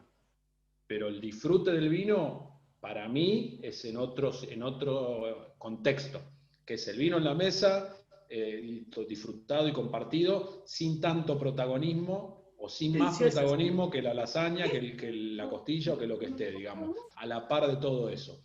Entonces yo pienso vinos que sean tomables, o sea, el criterio enológico de Contento Wines es ese, la menor intervención posible, la mayor autenticidad posible, un grado alcohólico moderado, dependiendo de cada uno, pero lo más bajo posible también, porque siempre yo quise sumar gente al vino. O sea, si no porque yo iba a pagar espacio en la radio o salir a vender espacio en un programa de televisión, sino quería sumar gente al vino. O sea, yo quiero traer gente al vino. Si yo le pongo un vino con 12 meses de barrica y 16 grados de alcohol a una persona que no toma vino, no lo voy a convencer de que siga tomando vino. Por eso Contento tiene 10 grados de alcohol, que Verdadero Invisible tenía 10,5 la primera, tiene 11,3 la segunda, Confuso tiene 13, ahí hay 2,5, 14 estaría como el límite de los tintos, porque para mí la estructura del vino, concepto personal también, pueden compartir o no, no está en los taninos o en el alcohol o en las cuestiones terciarias de crianza y demás, sino está en la misma esencia del vino, que es la acidez, que es la vida del vino, que es la estructura del vino. No digo siempre hacer todo vino zarpado de acidez que no se puedan combinar con otras cosas, pero ahí está la vida y la estructura del vino. Esa es una idea personal mía, quizás no sé si tiene tanto fundamento enológico, o tanto como podría tener alguien que tiene más experiencia que yo, pero es una causa a la cual yo estoy sumamente convencido. O sea, el vino tiene que ser para tomar, o sea, no para intelectualizar. Si una botella que se clavó en el medio, ese vino está fallando en algo, por más atractivo y por más capa y por más 4 horas que nos lleve de estudiarlo y debatirlo. Es lindo en algún momento, pero si el vino no se toma, no funciona. ¿Sí? No le funciona a la bodeguera, al bodeguero, no le funciona al restaurante que quiere que vender 1 o 2 botellas, o sea, no le funciona a la vinoteca que el cliente no vuelve al día siguiente, no nos funciona a nosotros porque necesitamos que cierto vino se mueva para poder seguir haciendo. Entonces, la criolla tiene mucho de eso porque son uvas muy jugosas, muy grandes, con poca piel, poco colorante, poco tanino, pero sí mucho jugo. De hecho, Verdadero Invisible es un tinto. O sea, es un rosado de uva criolla, pero está hecho como un tinto, maceración pre y post fermentativa larguísima. O sea, hasta donde el vino quiere se queda con las pieles y con los orujos. Después lo sacamos para descubar y después lo dejamos que se estabilice un poco solo hasta antes de embotellarlo, ¿viste? Lo filtramos poco. Pero son vinos, y lo del grado alcohólico de alguna manera está dado también por el punto de cosecha. Un vino que en vez de 10 podría haber tenido 12. O sea, pero yo quiero que tenga 10. O sea, quiero que esté más cerca de la birra que otro vino, ¿no? Eso determina que tenga un poco más de acidez, y sí, pero la acidez es la vida. O sea, la acidez es la pureza. La barrica es un maquillaje. Vos dejás un vino para cosecharlo tarde y vas a tener mucho tanino y vas a tener mucha carga alcohólica y te va a mandar sí o sí a la barrica. Y va a pedir barrica nueva porque si no, no lo vas a acomodar. Entonces, ¿cuál es tu vínculo ahí con la barrica? O sea, no, la descartás. primero no tengo plata para barrica. Siempre la descarté, digamos, porque la barrica es maquillaje. La barrica nueva es cosmética. Y yo prefiero la belleza exótica, prefiero la pureza, la autenticidad. Prefiero ver la cicatriz, ver el corte, ver las cosas como son. prefiero yo mostrarme como soy, aunque a veces cuando me agache se me ve a la raya, ¿no? O sea, prefiero eso, prefiero la cercanía. Y la barrica es algo cultural, es cosmética, es externo, o sea, la barrica no es del vino, o sea, entonces es netamente cultural, es externo. Y insisto, si vos cosechás un vino con 14, 15 grados, o sea, con un grado Brix que te da un alcohol potencial de 14, 15 grados, sí o sí te manda barrica. O sea, y sí o sí te modifica el lugar. Por eso cuando le decía el Cabernet Franc, yo lo probaba en tanque, lo probaba en barrica y lo probaba en botella y le decía, flaco, lo arruinaste. O sea, yo pensaba, no se lo decía porque respetaba, y no es que era un mal vino y que no me gustaba, estaba buenísimo el vino. Pero era un Merlot, era un Cabernet Sauvignon, era un Cabernet Franc, era un corte, era un Petit Verdot, no era un Cabernet Franc como está acá. O sea, la parte herbácea, el mentol, todas las cosas, lo herbáceo con algo picante, ¿sí? O sea, se pierde. Como se pierde la cara de una persona cuando se maquilla, cuando se pone silicona, o sea, se pierde. No digo que no sea lindo, que no nos pueda gustar. O sea, hay gente que le queda bien el maquillaje, hay gente que le queda bien las prótesis, hay gente que lo necesita por distintos factores. Pero, y con esa gente, o con esos vinos, uno también se puede relacionar bien. O sea, no lo va a discriminar, no va a decir esto está mal hecho, no. Esa es tu idea, tu visión. Pero mi visión, o mi idea, o mi cariño, mi afecto, o mi preferencia, está en el lado de la pureza. Por eso Contento busca hacer vinos distintos, vinos únicos, vinos, aunque no sean repetibles, no sigan una fórmula, ¿sí?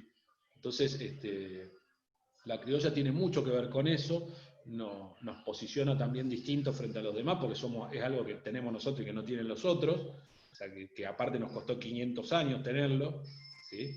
Entonces sería bueno que en algún momento tengamos el coraje, los argentinos, de realmente defender lo nuestro. Como te digo, ¿De dónde anda tenés Italia. la criolla? ¿De dónde la obtenés? Esa es del mismo viñedo de Tupungato, de Cordón del Plata, o sea que está cruzando, está del otro lado de la ruta de Gualtallarí, o sea, es la zona pobre donde vive la mayoría de los obreros, donde hay muchos barrios trabajadores de Tupungato, pero hay un par de viñedos muy bonitos.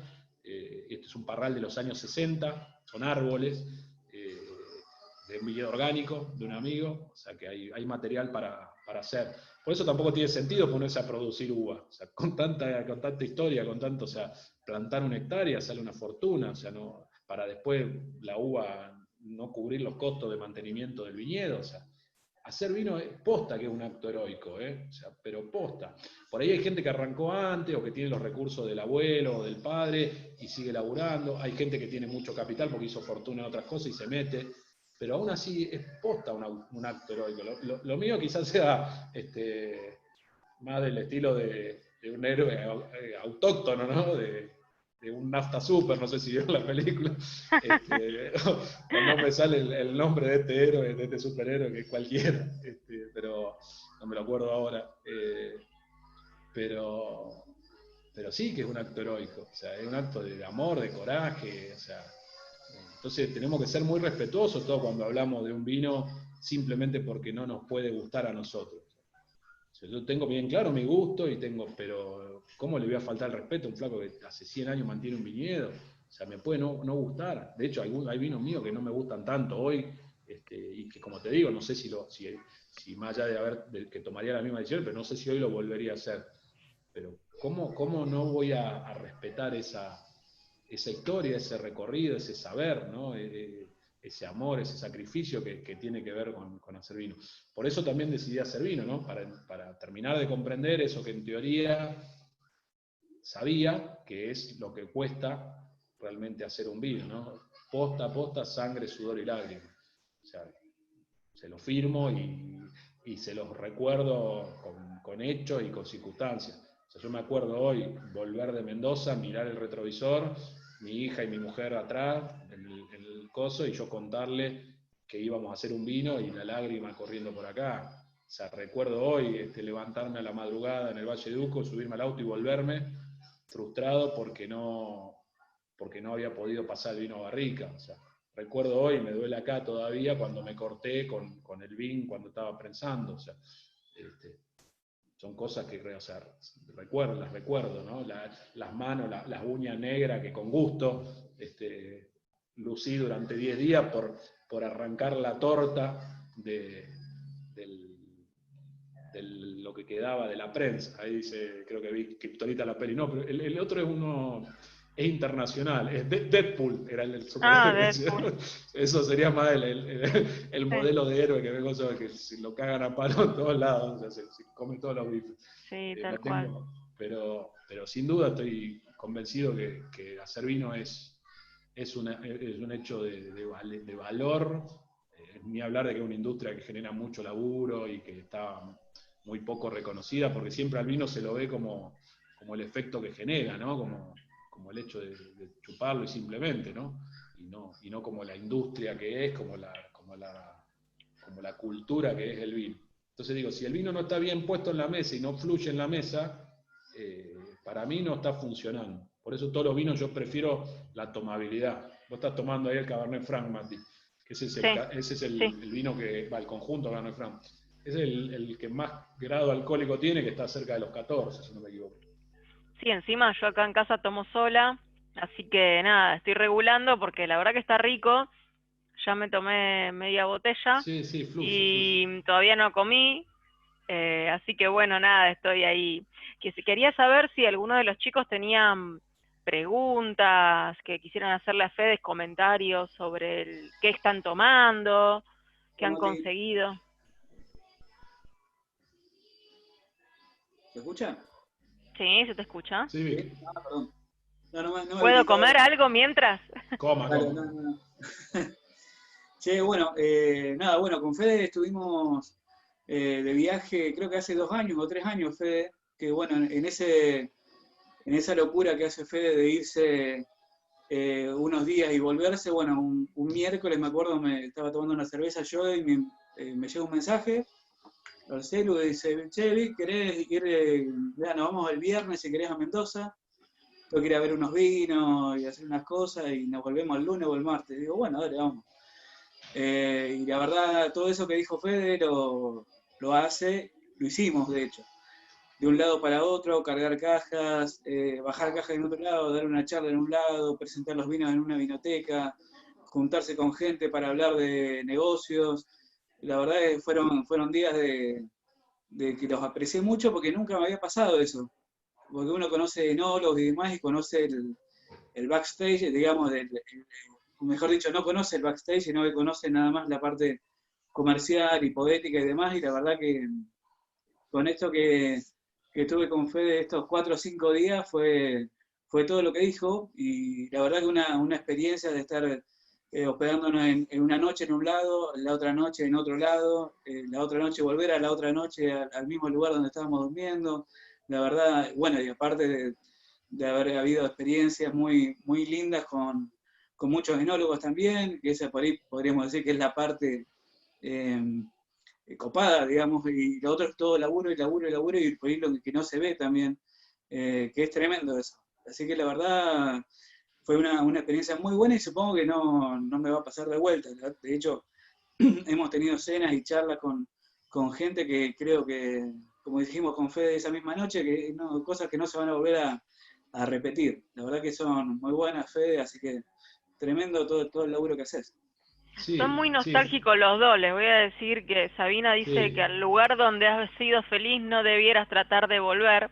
No vamos a volver. Nada, no vuelvan, generen otros aparte, espacios nuevos. Como están volviendo la mayoría, mejor no volver, no te da un concepto que está cayendo mal, ¿no? Lo de volver. Pero más allá de eso, digamos, sí fue una experiencia muy real. O sea, yo fui con Vic a los lugares que iba, que muchas veces voy solo.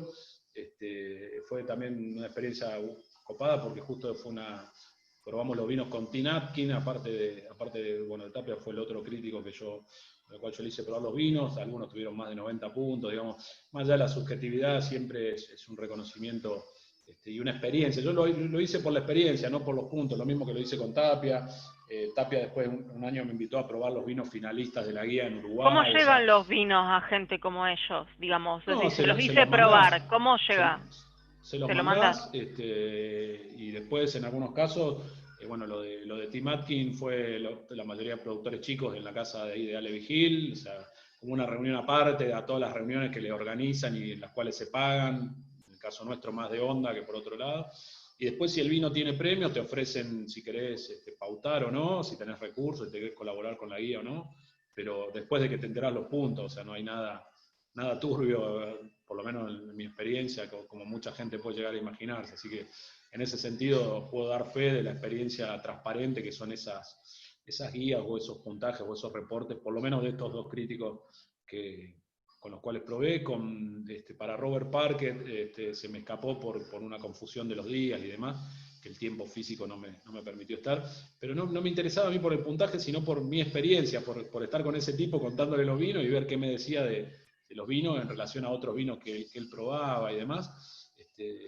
Fue maravilloso, y lo que decía Vic, si lo vivo día a día, lo he hecho cientos de veces, me cansó un poco también, me gastó mucho, porque es muy lejos, es muy agotador, es muy costoso cada uno de esos viajes, pero me han enseñado un montón de cosas, y prefiero siempre mostrar la verdad, ¿no?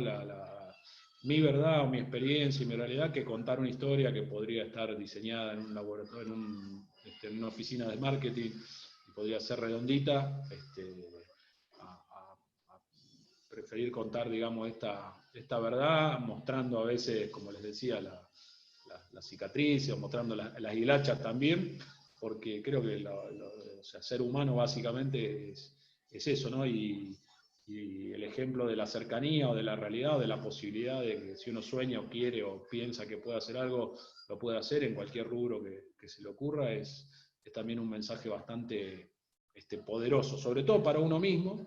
Si además influye en los otros, genial, digamos, pero bueno, esa es parte también de la misión, ¿no? O sea, no solo hacer vinos únicos o distintos, preferentemente únicos, auténticos y todo eso, sino que además sean vinos que compartan la mesa del que sabe o del que no sabe, o del que conoce de vinos hace un tiempo o estudia de vinos hace un tiempo, que el que no toma vino habitualmente, y sobre todo ese mensaje, ¿no? De que es posible, de que hay una posibilidad si uno lo pretende. Después, si les gustan los vinos, mejor, si los compran, mejor, pero no es el eje del proyecto ni...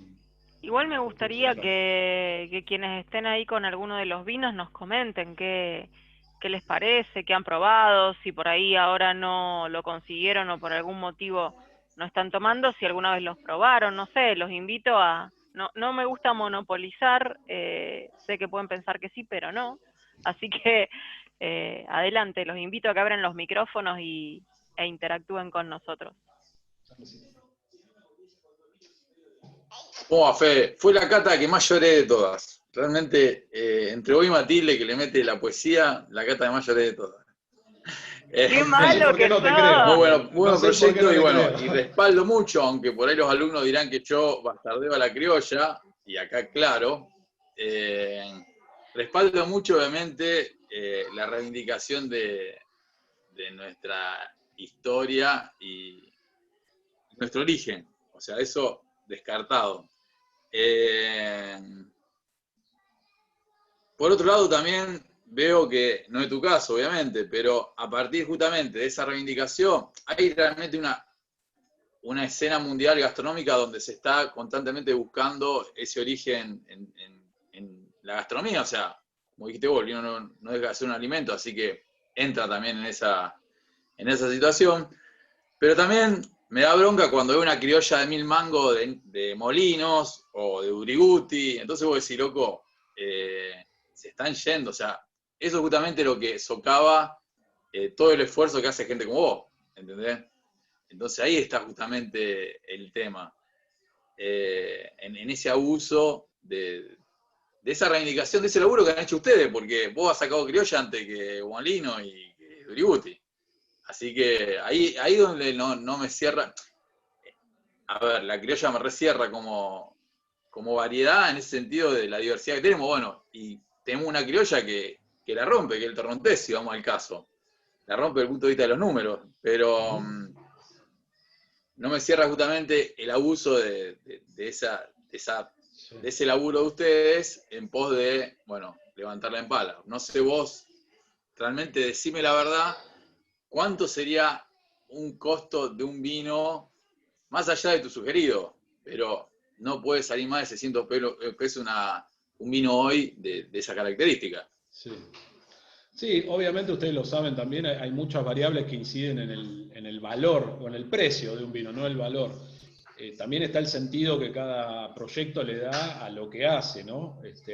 Hay proyectos de grandes grupos que tienen una lógica más financiera que productiva, o que se quiere, o si se quiere, que emotiva, o que conceptual, que puede ser el caso de los pequeños productores. La diversidad es bienvenida, por supuesto, siempre. La autenticidad y el valor local es un valor extra.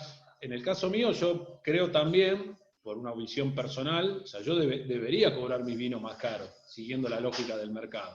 O sea, como un vino único e irrepetible de 586 botellas, vos podés conseguirlo por 500, 600 pesos, igual que un vino de traslado. ¿Me entendés? O sea, que un vino compró, o que es el mismo vino que otro vino que vale menos, y es que el mismo vino que otro vino que vale más. No hay una lógica ahí. Pero también mi visión es que el vino tiene que ser algo accesible. O sea, que hacer rareza no te habilita a arrancar la cabeza, digamos. Después hay muchos factores que hacen que una criolla pueda ser más costosa.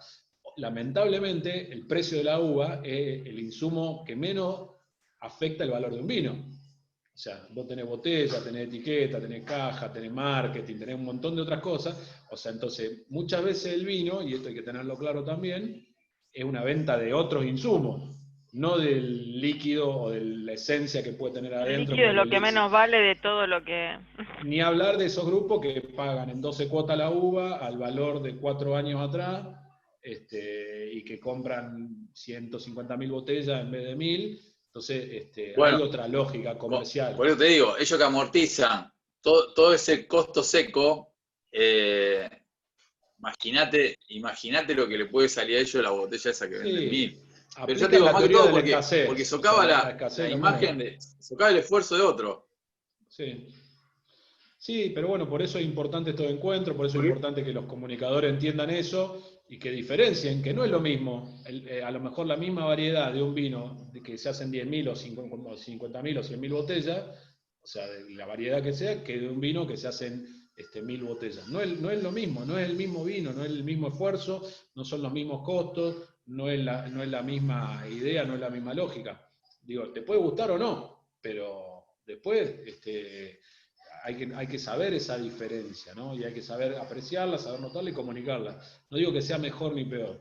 Y después, bueno, sí, los vinos, yo creo que un vino hoy, arriba de 700 mangos, cualquier vino, o sea, salvo los que puedan tener mucho tiempo o un año en barrica nueva, que ahí sí hay un costo fuerte, que es un vino de, no sé, de 1.000 botellas con un año de barrica, que tiene un costo fuerte, porque tenés que amortizar los 1.000 euros, los $1.000 de la barrica en corto plazo. La mayoría de los otros vinos arriba de 700 mangos es subjetividad pura, es posicionamiento puro, es marketing puro, digamos. ¿Sí? Y después está el margen de la vinoteca, el margen de todas esas cosas, el distribuidor, o sea, somos parte también un poco varios de nosotros de esa lógica que en nuestro país encarece las cosas desde que salen desde el productor hasta que llegan al consumidor. Hay que asumirlo también a eso, ¿no? Gracias, Fede. Quería descargarme nada más, para que no bastardeo a la criolla. No me gusta que me caga, ¿no? No, está perfecto. No, pero... lo otro día vi un San Feliciano, decía orgánico, también, 1.000 mangos, una cosa que no me acuerdo. Orgánico, un San Feliciano orgánico. Bueno, vos decís, Oco, hay gente que se rompe el culo para hacer vino orgánico. Y este hijo de puta, que no sé cómo le dejaba poner ese adjetivo en la etiqueta. Debe estar certificado, si ellos se lo juegan va con todo. Lamentablemente no está regulado eso, porque el INB no regula eso puntualmente. Pero hay certificaciones orgánicas, biodinámicas y demás. Pero nosotros hacemos el semillón y la criolla son orgánicos, son viñedos orgánicos. El semillón no tiene nada, no tiene ni sulfito. O sea, es vino natural 100%. Y no dice orgánico. ¿Por qué? Bueno, porque esa certificación te sale un... No, pero aparte de eso, porque yo podría decir al que se lo vendo que es orgánico. ¿Me entendés? No, pero no me interesa porque las etiquetas me alejan. O sea, ya decir que orgánico y chapear con que orgánico porque se supone que eso es algo mejor, habla mal de todo lo otro que hace o que hacen los otros. Entonces, yo creo que hay que cooperar más que competir en algunos casos. Entonces, si vos necesitas un rótulo para posicionar algo, evidentemente alguna carencia tenés. O sea, estoy hablando en términos psicológicos quizás también, ¿no? Pero si uno necesita andar chapeando con que es abogado, con que es doctor, con que es médico, con que es contador, el CPN, yo entiendo que hay convenciones y hay lugares donde eso tiene un valor adicional, y el esfuerzo que cuesta conseguirlo también lo tiene. Pero si eso es la constante, hay algo que no está, que no se está valorando, ¿no? Que es lo auténtico, que es lo verdadero. Visión filosófica personal pueden compartirla o no, podemos debatirlo cuando quieran, digamos, pero No, igual, eso se traslada al vino, a ver, ¿no? a nosotros como comunicadores del vino, que Cristian es digamos, la frase que baja cuando da clase, o la que no le gusta, digamos, es la que no le gusta, que decimos todos nosotros, pero es lo que somos en algún punto. Nos interesa tener la visión de que si nosotros el día de mañana nos encontramos con tus vinos, sabemos que son vinos despojados de etiquetas y que atrás de eso, de etiquetas en el sentido que vos las estás planteando, ¿no? Sí. Y que atrás de eso hay una filosofía auténtica. Las charlas estas tienen por objetivo que todos nosotros conozcamos cuál es el concepto detrás de todos los vinos. Una cosa es tomarlo y otra cosa es que te expliquen todo lo que vos dijiste, ¿no? La sangre, sudor y lágrimas que significó, Sí. y en algún punto te transmite la emoción y uno puede también transmitirlo el día de mañana cuando podamos volver a estar enfrente de la gente, poder transmitir eso. Creo que la conexión pasa por ahí, y el hecho de que uno se termine la botella y se encariñe con el vino, muchas veces pasa por algo tan concreto como el gusto y el hecho de que el vino pueda o no terminarse, pero también pasa porque uno repita la botella por el cariño que le tenga al producto y sepa del esfuerzo que hay detrás de eso. Así que Sí. tiene que ver mucho esto del vino despojado de cosas. Sí, a ver, o sea, por eso agradezco tanto estos encuentros y este tiempo que sí que nos pasamos más de no sé si más de lo habitual, pero estuvimos bastante, y yo seguiría todo lo que hiciera falta, sin lugar a dudas, si Feli no me sube el volumen del tele, pero la idea siempre cuando Mati me dice, pensá qué vino querés hacer, cuando yo obviamente apareció el Cabernet Franc, la idea de meterle un toquecito de Sauvignon Blanc, empezaron a aparecer adjetivos y características del vino, y honestidad, autenticidad fueron las primeras que surgieron. O sea, entonces yo quería eso, ¿viste? Es confuso cuando hay algún vino de los que hacemos que pasa por barricas, son barricas de cuarto, quinto uso, ¿sí? O sea, barricas que son contenedores del vino, no que modifican. Por ahí sí te aparece la notita, el café, el ahumado, alguna nota, depende que pueda venir de cómo esté la barrica, al final o en el final de copa. Pero no van a ir al frente, no van a ser dominantes y no van a ser el concepto del vino, ¿no? Va a estar la acidez como estructura básica, que es la vida misma, que es la pureza, que tiene defectos y virtudes, ¿no? Totalmente. ¿Alguien más? No sé si tienen preguntas. Los habilito a todos a que intervengan. Y si no hay más preguntas... Sí, no Mati, sé. nada. Fede, yo tengo el Frank, lo tengo cerrado, el Frank 17 de conjunto.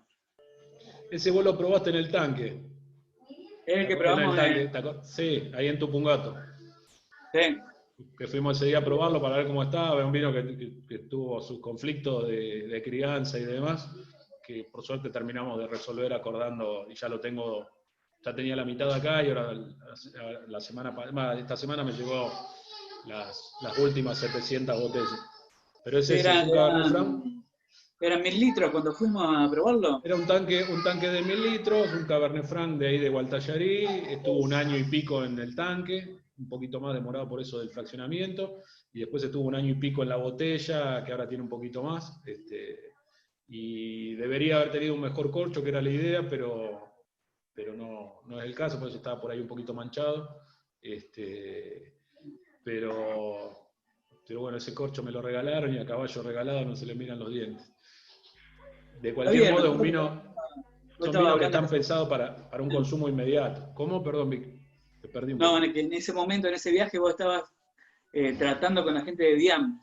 Sí, sí, me lo regalaron ellos, a uno de los corchos de ellos, pero no era exactamente el corcho que yo pretendía para ese vino, para darle más vida. ¿Qué era, Diam 3? La idea era tener un Diam 3 o un Diam 5, que son corchos que te aseguran una estabilidad del vino sin TCA por lo menos 3 o 5 años o más, y un corcho un poquito más económico. Pero no obstante eso, son vinos que yo quiero que se consuman más allá que guardo botella para ver qué pasa y demás, pero son vinos que no pretenden tener una vida más allá de 5 años. Está dorado el semillón ese. Ese semillón es 2016. ¿Cómo está? Turbio, ajerezado.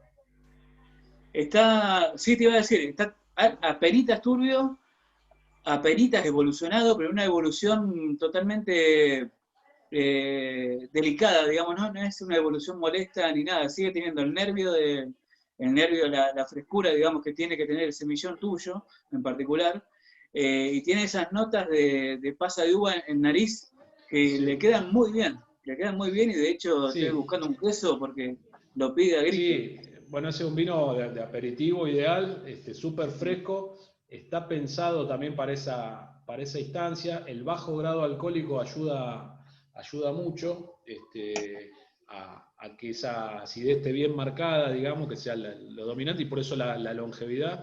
Ahí el corcho natural no hubiera convenido, pero bueno, fue lo que pasó. De hecho, hay varios de esos vinos que tienen aguja, que le da un toque medio champañoso, digamos. Sí, esos son los corchos naturales que usamos en 2016. Y nada, eso también prueba que un vino sin madera o sin tanto grado alcohólico, sin tanto tanino, puede evolucionar bien, por lo menos 4, 5 o hasta 10 años, sin la necesidad de esa otra estructura que viene más dada culturalmente o de afuera, y sino más bien apoyado en la esencia de la columna vertebral de Preguntan la cómo acidez, está ¿no? en Boca. Sí, lo leí. En Boca, bueno, obviamente que en este tiempo ha perdido temperatura, pero es un vino que súper recomiendo, sí, entre 9 y 10 grados tiene que estar por justamente esa parte del nervio, esa parte punzante que tiene la acidez un poquito, si querés decir, un poco de acidez málica, digamos, un poquito de esa acidez de manzana verde, se hace más notoria, obviamente, mientras más temperatura tiene. Así que se lo manejan a la temperatura entre 9 y 10 grados y tiene la parte de acidez por eso, y tiene la parte justamente algo de evolución, que no es justamente tardío, pero es algo de dulzón, que es algo en la punta de la lengua que te hace ruido, que está bueno, un ruido lindo, digo, digamos, para seguir tomándolo, porque la verdad que estaba bueno y hacía rato que no lo tomaba, así que estaba... Sí, ese es un bicho está muy raro. bueno. O sea, es un bicho raro, es un vino que yo acepto en la mayoría de los casos, porque el Cabernet Franc sé que tiene un perfil quizás más clásico, la Bonarda sin lugar a duda también, el Confuso Nuevo, la Criolla también, son vinos más amables. Vendémelo Menos... porque lo voy a ir a buscar, porque yo fui a No, Rosne y casi me lo llevo y al final no me lo llevé, así ese es un que... vino que te lo va a tomar sin duda por la baja gradación alcohólica, que cada botella es un vino que está vivo, insisto, viñedo orgánico, sin filtrar, sin estabilizar, sin corregir, o sea, es un vino que al día de hoy sigue en movimiento. Por eso hay muchas botellas que tienen aguja, hubo algunas que se encorcharon, porque bueno, obviamente el corcho natural tiene esas cosas a veces, y estadísticamente es algo que naturalmente te va a pasar, pero aún así, incluso en esas botellas que yo encontré que tenían eso, era un vino que te dan ganas de tomártelo, o sea, como aperitivo, como maridaje de queso, como, no sé, comida mexicana, esas cosas que es un vino que fluye mucho, pero es un vino no otro, o sea, es el más raro de toda la familia, ¿no? Es el bichito raro, la oveja negra, digamos, y en el cual yo acepto más aún que en los otros que pueda haber la mitad de gente a la que le guste y la mitad de gente a la que no. De hecho, tiene dos versiones, que son dos caras de la misma moneda, ¿no? El vino flor y el vino prensa. O sea, los dos se cosecharon el mismo día, los dos se vinificaron igual, levadura indígena, no tuvieron contacto con el roble, pero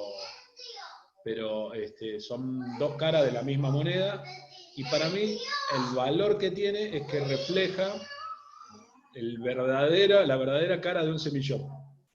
Es muy distinto a todos los semillones que tomamos, ¿no? Que son semillones con 12, 13 o más grados de alcohol, mucho con crianza en madera. ¿sí?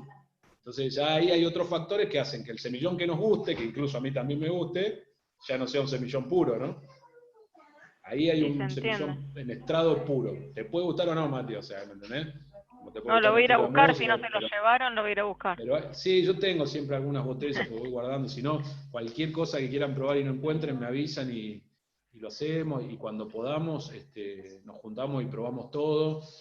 Obviamente que hay vinos que incluso en las degustaciones con consumidores, con vinoteca o lo que sea, a mí me dejan mucho más cómodo, pero la última que hice, arranqué con este vino, les hice probar las dos versiones, les hice probar la criolla anterior, que tuvo una evolución también medio diferente por tener corcho natural, o sea que no voy tampoco, pudiendo hacerlo, no voy por el camino cómodo, ¿no? O sea, yo podría mostrar Fede, 5 vinos redondos del proyecto y que todos digan, che, qué prolijidad y todo. Prefiero a veces mostrar las desprolijidades o las cosas que son diferentes, aunque no agraden, digamos, no me preocupa eso, digamos, porque lo sí, que es el busco desafío, es ¿no? contar una idea. Sí, pero insisto, arranco por el lado incómodo muchas veces.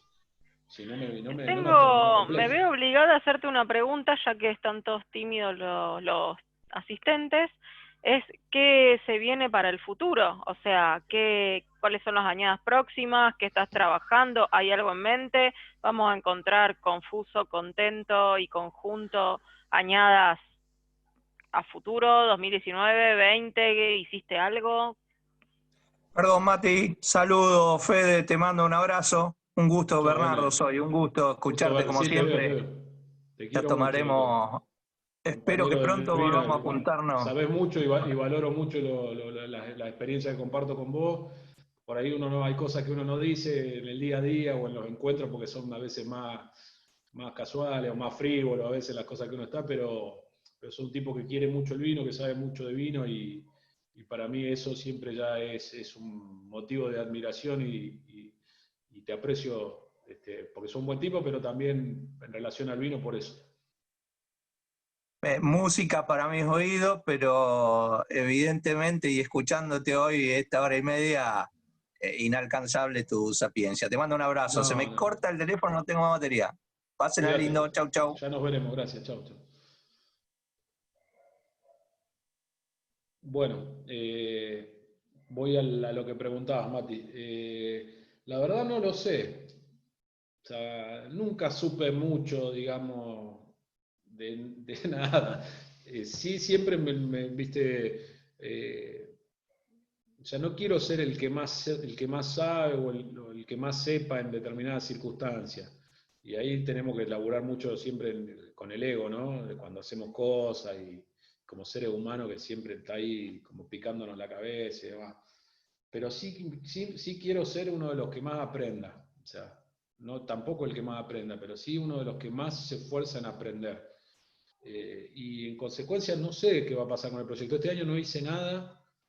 Primero porque tenía stock de vinos y eso, en contexto económico como el nuestro, a veces lograr cierta liquidez o recuperar parte de la inversión es fundamental, porque aparte tengo familia, ¿no? Tengo 2 chicos y tengo que mantenerlos y ayudar a que ellos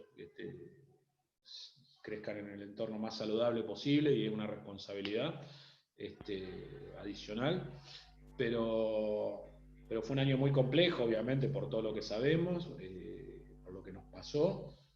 No estaba para hacer, hubiera sido una locura. De hecho, yo el 17 de marzo tenía pasaje y hotel de alta gama pago en Mendoza para una presentación de vino, menos mal que no. La presentación se canceló, pero nos ofrecieron si queríamos ir igual, porque estaba todo pago, yo no fui, me hubiera quedado allá. Imagínate estar haciendo vino, ¿no? En ese contexto. Sí.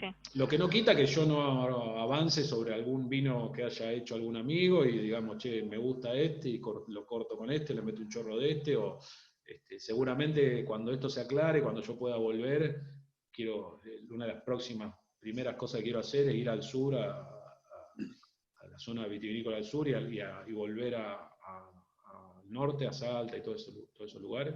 Tengo un par de ideas en ambos lugares. O sea que es probable Hay que... una idea de exploración, al menos, que no es hay poco, una idea digo. hay una idea, sé con las personas con las que me encantaría hacer cosas, porque sé lo que me gusta y sé lo que hacen y valoro su laburo. Entonces, es probable que haya algo 2020, pero no desde la génesis, desde el origen, sino quizás desde ya un avance del laburo que otros han podido hacer. Así que probablemente haya algo de contento, algo de conjunto, si es que se puede, si es que la economía también lo justifica y lo permite, porque, insisto, no es un proyecto que requiera de permanente inyección económica, porque yo eso lo resuelvo por otro lado, con mucho esfuerzo y demás. Chao, Gris. Gracias, Gris. Saludos. Gracias por estar. Pero seguro va a haber algo. El año que viene, de hecho, yo en uno de los terrenos que planté, que compré, quería plantar para hacer una especie de algunos field blend, plantar la combinación exacta de confuso. O sea, si había 1000 plantas, que 940 sean de Cabernet Franc y 60 sean de Sauvignon Blanc para hacer ese field blend. Sale muy caro, es muy difícil.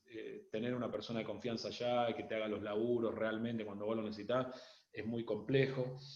O sea, como que hay muchas ideas, pero las posibilidades son las de todo y en nuestro entorno muy traumatizado por todo esto. Pero seguro haremos algo. El proyecto de la criolla está en firme con esas otras 2 marcas y Verdaderos Invisibles también. O sea, propio desde la génesis fue imposible hacer algo, porque era imposible estar, porque era una locura también hacerlo, decir, che, ya, mandar uva a una bodega para que hagan un vino. Cuando arrancó todo este despelote hubiera sido un problemón, porque estabas hasta el día de hoy sin poder ni siquiera ir a probarlo.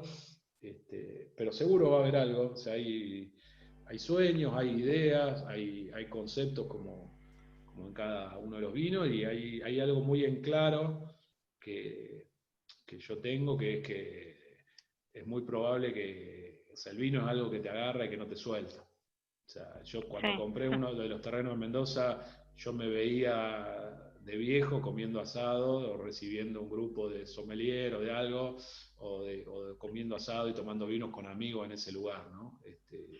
Entonces, seguramente va a haber muchas otras cosas, seguramente voy a cambiar de idea en muchos aspectos porque es parte del ser humano, pero siempre tratando de eso, de ser auténtico, de hacer cosas con honestidad, de valorar el trabajo hecho por otro y tratar de recuperar también las raíces, ¿no? Así que va a haber seguramente cosas, hoy no sé qué, seguramente cuando los vinos empiecen a terminar, como algunos ya me está pasando, voy a necesitar darle continuidad a la línea, y bueno, y ahí voy a tener que ver cómo resuelvo eso, ¿no? O sea, hay cosas que son imposibles, que ya lo sé, o sea... No, sin duda estamos en un contexto complicado, pero creo que todos los que estamos acá nos quedamos con lo último que dijiste, de que dentro de unos años nos va a invitar al terreno a comer asado, que es lo más importante de toda la charla. Compartir, seguro. Así asado, que locro y vino. creo que todos se quedaron con eso. Así que yo, de mi parte, Fede, agradecerte la generosidad de que nos hayas compartido tu experiencia. La verdad que ha sido un momento súper grato. Yo hacía tiempo que no volvía a probar los vinos. Realmente tengo que decir que, siendo la única que tomo en mi casa, ha sido como un hito abrirme un vino, y fue muy grato encontrarme con tu vino. Así que bueno, todos los que han tenido la oportunidad de probarlo, espero que estén en la misma página, y si no, ya pasé el dato por ahí por el chat. Les agradezco a todos los que asistieron, te agradezco a vos por el espacio, por contarnos tu experiencia, y bueno, obviamente cuando nos permita la pandemia, cuando afloje esto, estaremos todos esperando una reunión. Así que gracias. Sin dudas, ahí estoy compartiendo el Instagram, que es la única red que está muy poco, porque yo soy analógico, y bueno, como les decía, casi todo mi recorrido lo hice en medios masivos, y todavía no tengo una cuestión filosófica con la virtualidad, digamos, y con sobre todo las redes, por eso tampoco soy tan activo, más allá de que estoy presente en casi todas personalmente, y el proyecto tiene Instagram, pero no es algo, si ven las actualizaciones son bastante remotas, por ahí comparto historias o algunas cosas, pero el posteo y eso no le dedico el tiempo que quizás debería, o sea, no es demasiado inteligente en términos de difusión eso, pero tengo una cuestión cuasi filosófica con las redes y la virtualidad. Pero más allá de eso, ahí estamos en contacto, lo que necesiten, si no encuentran algún vino, si tienen alguna duda o si quieren compartir algún proyecto. esta es ni más ni menos que mi experiencia, una más, la de posiblemente cualquiera de ustedes, es mi verdad, que no es la única, es mi idea de las tantas que hay en relación al vino, y es la idea de alguien que no sabe tanto, ¿no? Que no sabe mucho, que no sabe a veces casi nada, pero que sin embargo con eso o sin eso concretó un sueño, ¿no? O sea, si me pongo a contar las distintas añadas y demás, haber hecho más de 10 vinos es algo realmente increíble, bueno, figurar en esas guías o en esos lugares, haber vivido la experiencia. Compartir esta charla, como decía antes Víctor, son momentos únicos. O sea, yo cuando estaba en Nueva York y venía el flaco de Wine Spirit, yo le hacía probar el vino, de hecho aparecieron posibilidades, había mucho interés de vender Contento en Canadá, o sea, una locura. No lo hice porque, bueno, no me dan la espalda ni los números.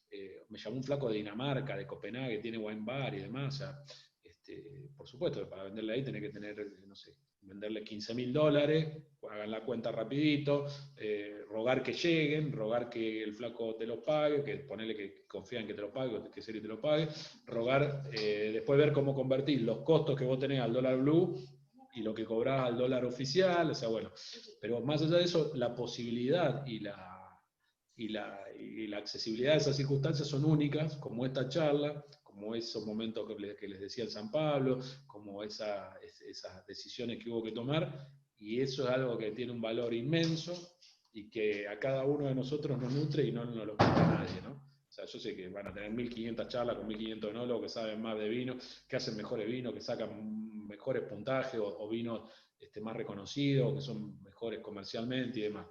Pero para mí, este momento fue único y para mí tiene ese valor que me lo guardo y ojalá que se repita y ojalá que lo podamos vivir personalmente, ¿no? Obvio, Fede, te agradecemos mucho por el tiempo, también sabemos que tenés familia, todo, y que nos hayas dedicado este momento para contar la experiencia es muy valioso, así que te agradecemos de verdad y bueno, estaremos esperando ese momento, esperemos que no se alargue mucho. Gracias a todos por estar, por participar, y bueno, nos vemos en la próxima entonces. Nos Gracias. vemos, gracias, Fede, gracias a todos. Salud. Buenas noches. Gracias. Salud. Gracias. Salud.